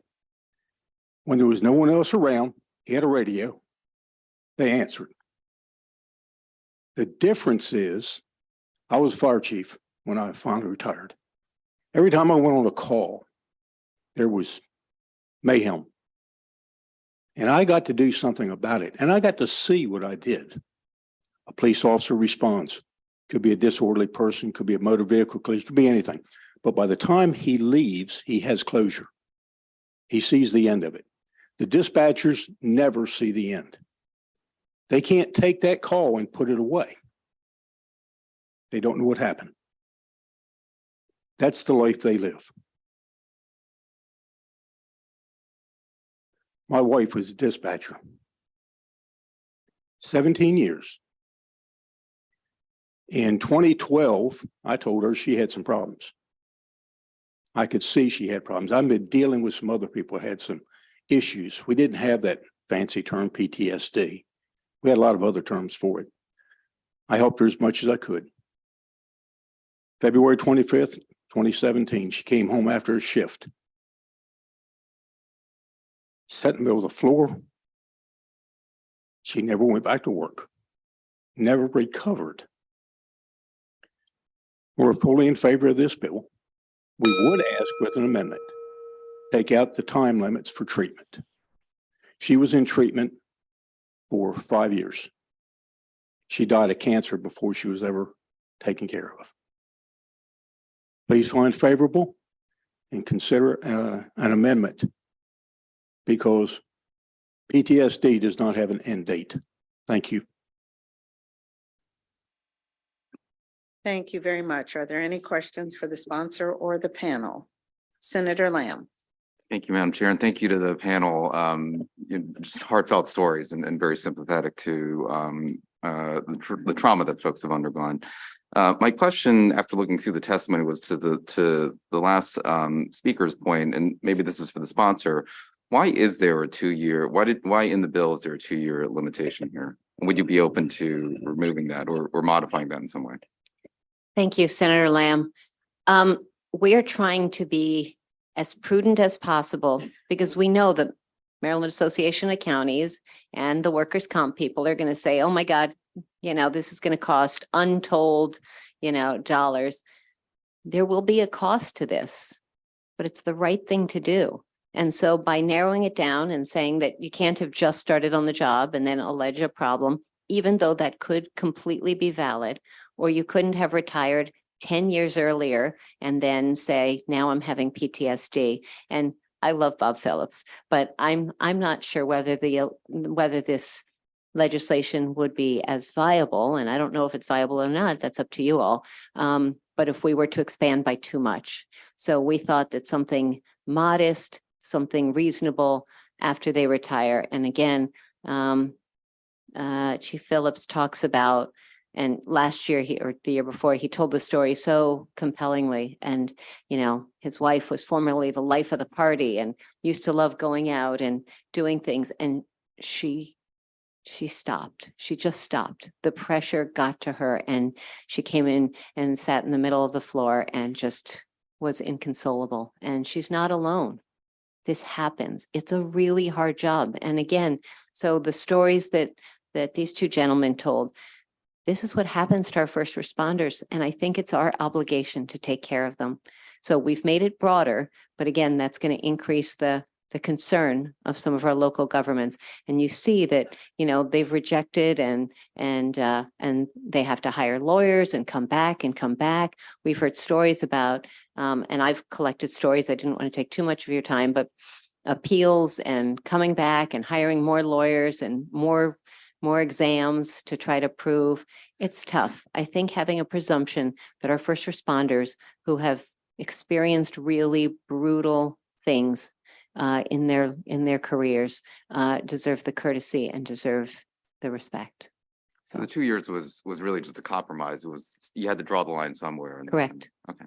All right. And so if it's something longer, something shorter, something is better than nothing at some point. Sorry, Thank Madam you. Chair. Thank you, Yes. Senator. Thank you for that response. And I don't see any additional questions from the committee. So I too thank you all for your testimony and for sharing your stories this afternoon. Thanks so much. All right, we have also James Lanier signed up in support of the bill.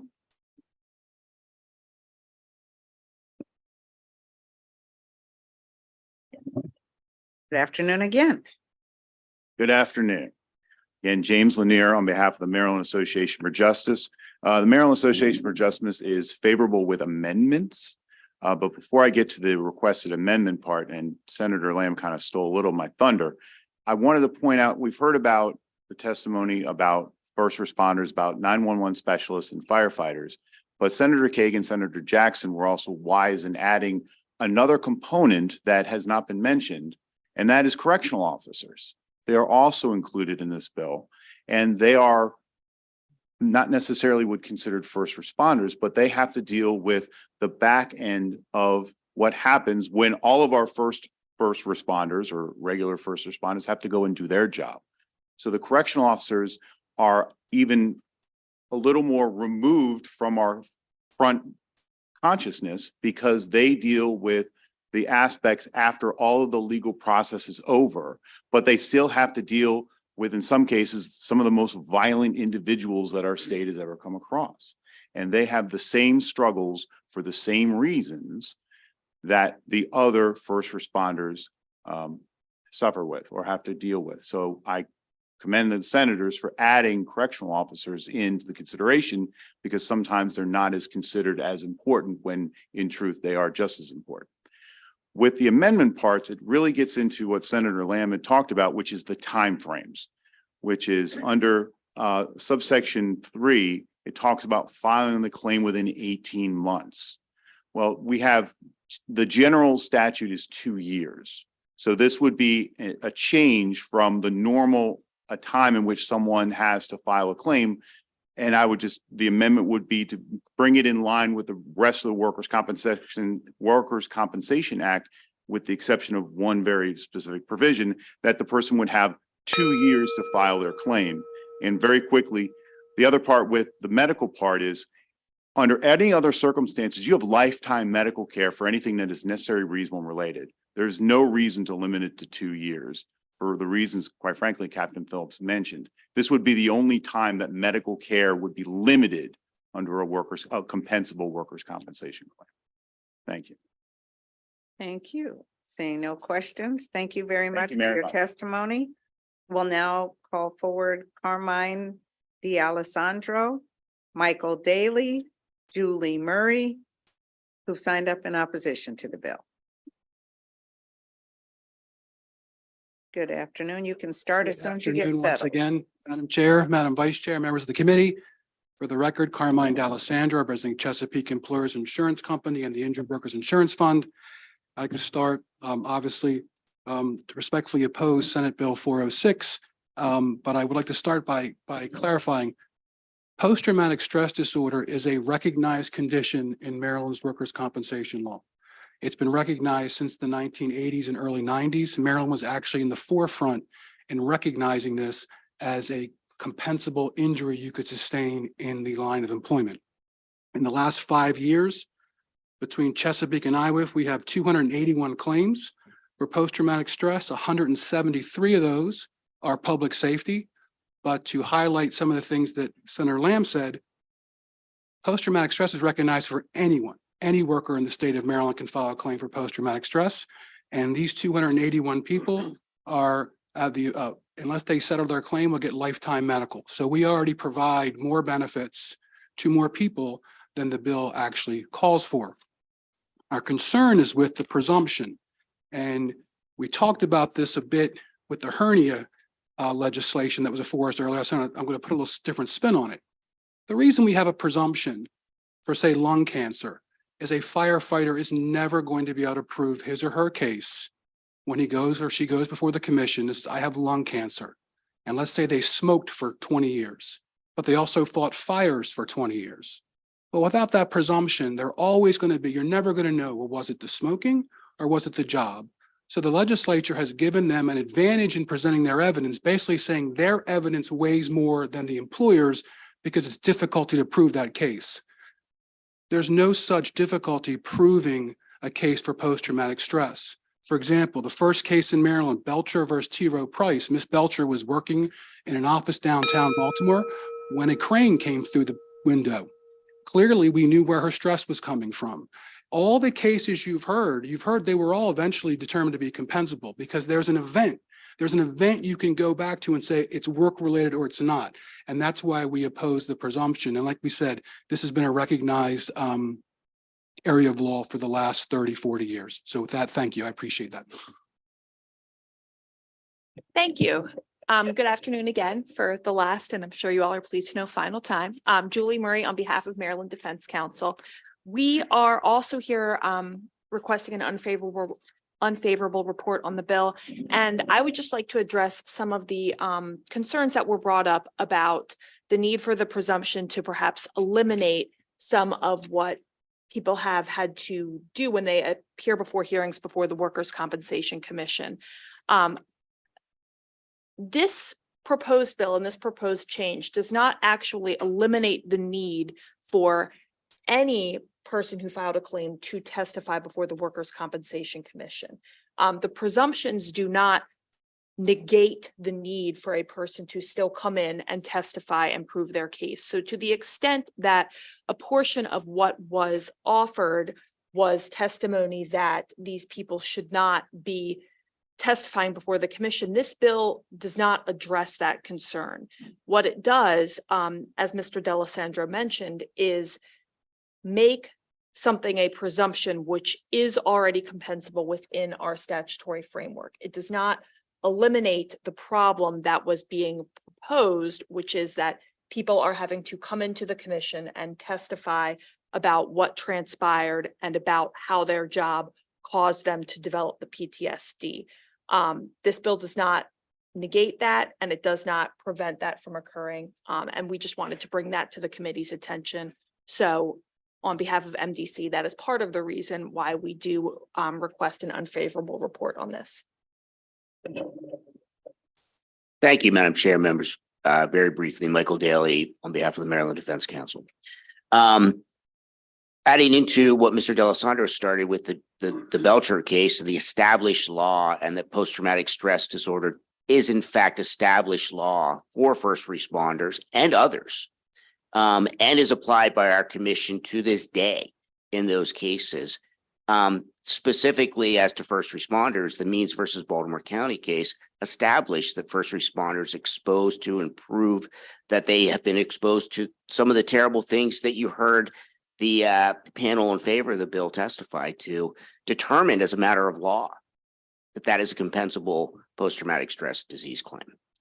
So the fact that this bill simply codifies what the law already is, but then potentially creates expansions beyond what I think the bill is intending to do, I think is our primary concern. And for those reasons, we would ask for an unfavorable report. Thank you very much. Thank you. Senator Lamb. Madam Chair, and thank you to the panel again. It sounds like from some of the prior testimony from the previous panel that there were instances where folks had been denied after coming before the commission. And I guess I'm trying to link that back to what Mr. D'Alessandro said, where there haven't been instances. It seems like there's some conflict there where there are some folks that contend that there are cases that have been denied and you say they're not. Well, I think if I understand the testimony from Officer Cohen, and forgive me if that was the wrong name, I apologize. It sounds like at first it was denied because it was time barred. So it had nothing to do with the post-traumatic stress. I believe someone said that he had waited too long. So those are limitations periods that are going to apply to any type of law. So that's what I picked up from that. And again, to what Ms. Murray said, last year there was an objection. People did not want to come to the commission to state the basis of their claim. And I think, and she said, you still have to come. So yes, people are being made to go and defend their claim. And there may be people on the other side denying it. What I'm saying is the commission routinely awards it. In fact, for public safety, we've had a public safety panel here afternoon for their bills. They're not on this bill because they routinely receive benefits when these claims are filed. I'm not saying that there are reasons not to deny a claim here or a claim there. That's with any area of law, any type of condition. I'm saying that this is already recognized. And if you state your case and the facts that have been stated today, you routinely win your case. But I thought what I heard was there was a time issue on the case that was denied, not the substance, but the timing. Right, and so what this bill does is allow for presumption, right, for PTSD instances where folks are have PTSD, right? And so if you know, because I think you had pointed out on the panel that if they would still have to come before the commission. And I don't think that's, you know, I presume that the folks that have this condition because of the trauma that they've undergone are willing to come before the commission to be able to seek the compensation that they feel that they've earned. It's just that it appears as though there have been cases where these folks have been denied. And so, you know, I think that the presumption, I would presume that the sponsor is putting this forward because there seems to be that discrepancy where folks have brought forward cases that have been denied. I mean, that's really the heart of this argument, that you know, it's not that there are people that aren't able to qualify for compensation for PTSD. It's whether they have the presumption here or not for this. I think that I do understand that. And I think that the issue is that by creating a presumption, you create a path that almost encourages litigation outside the bounds of what's currently being done. As I think the point is we currently have a framework for people to file their claim and potentially, as long as they meet the legal threshold that's been established, receive those benefits. By creating a presumption, you almost create a different litigation track where they go and they still have to appear and potentially have to appear and testify to a greater extent than they might have had to before.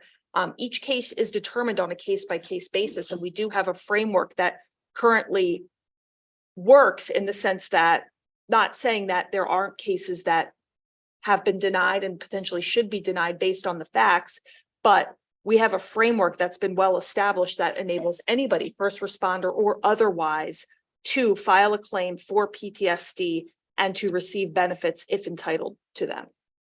And Senator, I think one of the important things too, in addressing one of your questions, hopefully, is that I think the data establishes that in fact, the majority of these cases by first responders, Chesapeake certainly has the bulk of that data. That establishes and proves that those cases are in fact accepted and are being paid for. So the concept that these folks, when they file the claim, always have to go into court and then some don't win, simply, as Ms. Murray said, certainly each case is a case-by-case basis. And there's certainly, I'm sure, were reasons why the commission decided those were not compensable. Okay. And my last question, I guess, kind of dovetails on what Senator Kramer had talked about in a prior bill. In instances of PTSD, you bring up the example of, I think it was you that brought up the example of the crane that falls down, and someone obviously saw this and was very traumatic for them. There are other instances, obviously, like Chief Phillips's partner, where it's kind of that repeated trauma for years on end. Does this bill lead to a similar concern where you need to point to a pinpoint incident, or is kind of repeated trauma over a period of time sufficient to qualify for? So there are two cases. I mentioned the Belcher case, which is the crane. That's the incident. So the court said you can have post-traumatic stress from an incident. Mrs. Means was a paramedic with Baltimore County. When she filed her claim, she said, over 10 years of being a paramedic, I've seen this accident, that accident. That's when the court said, yes, you can also have post-traumatic stress from a series of events. So the first case was an accident and the second case was a disease. So the Maryland courts pretty much covered both fact patterns. So that's already, if I think I'm answering your question, that's already established in Maryland law as well. Okay. All right. Thank you. Thank you. Senator Ellis. Yeah, thank you, Madam Chair. And believe it or not, Senator Lamb asked the question and they answered my question. So thank you. Looky there. Okay, thank you very much. I just have one quick question. Not sure if it's for you or the sponsor, and certainly I think someone mentioned Chesapeake has the data. Would love to just get a sense of the number of claims that are coming in and the percentage of denials that happen related to PTSD related claims, if anyone has that I'd appreciate it. I'll take a look at the fiscal. I know I gave a lot of data for that. I'm not sure I gave the percentage of denial, so I will That's- go back and look at that. Yeah, and that's the get that piece I'm to someone. interested in. Yeah, Absolutely. that would be great. All right, thank you very much. I don't see any additional questions from the committee. We do have one additional witness, but I thank you all for your testimony this afternoon. We have one virtual witness, Brianna January. Good afternoon again. Good afternoon again, esteemed committee. Brianna January, again representing MACO in respectful opposition to SB 406. Counties appreciate the goals of this bill, and we are very appreciative of Senator Kagan's continued leadership and strong partnership with us on emergency services. And we cannot thank the folks enough who serve in emergency response and those who share their stories today. You all do difficult, important work, and we sincerely appreciate your service. Counties strongly agree that we need to better address the mental health of our first responders, but we do feel that this bill is not the appropriate vehicle to do so.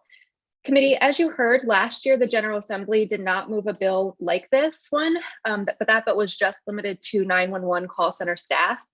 SB 406 would apply to all first responders as well as correctional officers, making the concerns expressed last year and now today even more substantial.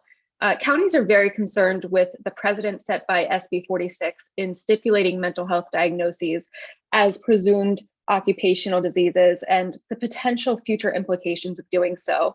And in fact, committee, no state has adopted PTSD as a presumption. Counties are also very concerned about what this bill would mean for having enough emergency personnel on duty, as more folks would be out on leave potentially related to benefits received under the bill. This poses a personnel and a safety concern. These are, for the most part, positions that must be covered 24/7 to respond to emergencies. We simply cannot have empty seats at 911 call centers or less folks on a fire truck responding to a fire. The reality, committee, is that with more folks seeking leave under SB 406, Marylanders might experience longer wait times and insufficient responses to a whole variety of emergencies. And that situation surely no one wants for our shared constituents. For these reasons, MACO does respectfully urge an unfavorable report from the committee. Thank you. Thank you. I do not see any questions from the committee, so thank you very much for your Thank you so testimony. much. And you are the last witness we have signed up this afternoon on the last bill. That concludes the hearing on Senate Bill 406. Thank you all very much. Colleagues, just wanted to mention tomorrow, please be prepared. After our hearings tomorrow, we will have a voting session. All right.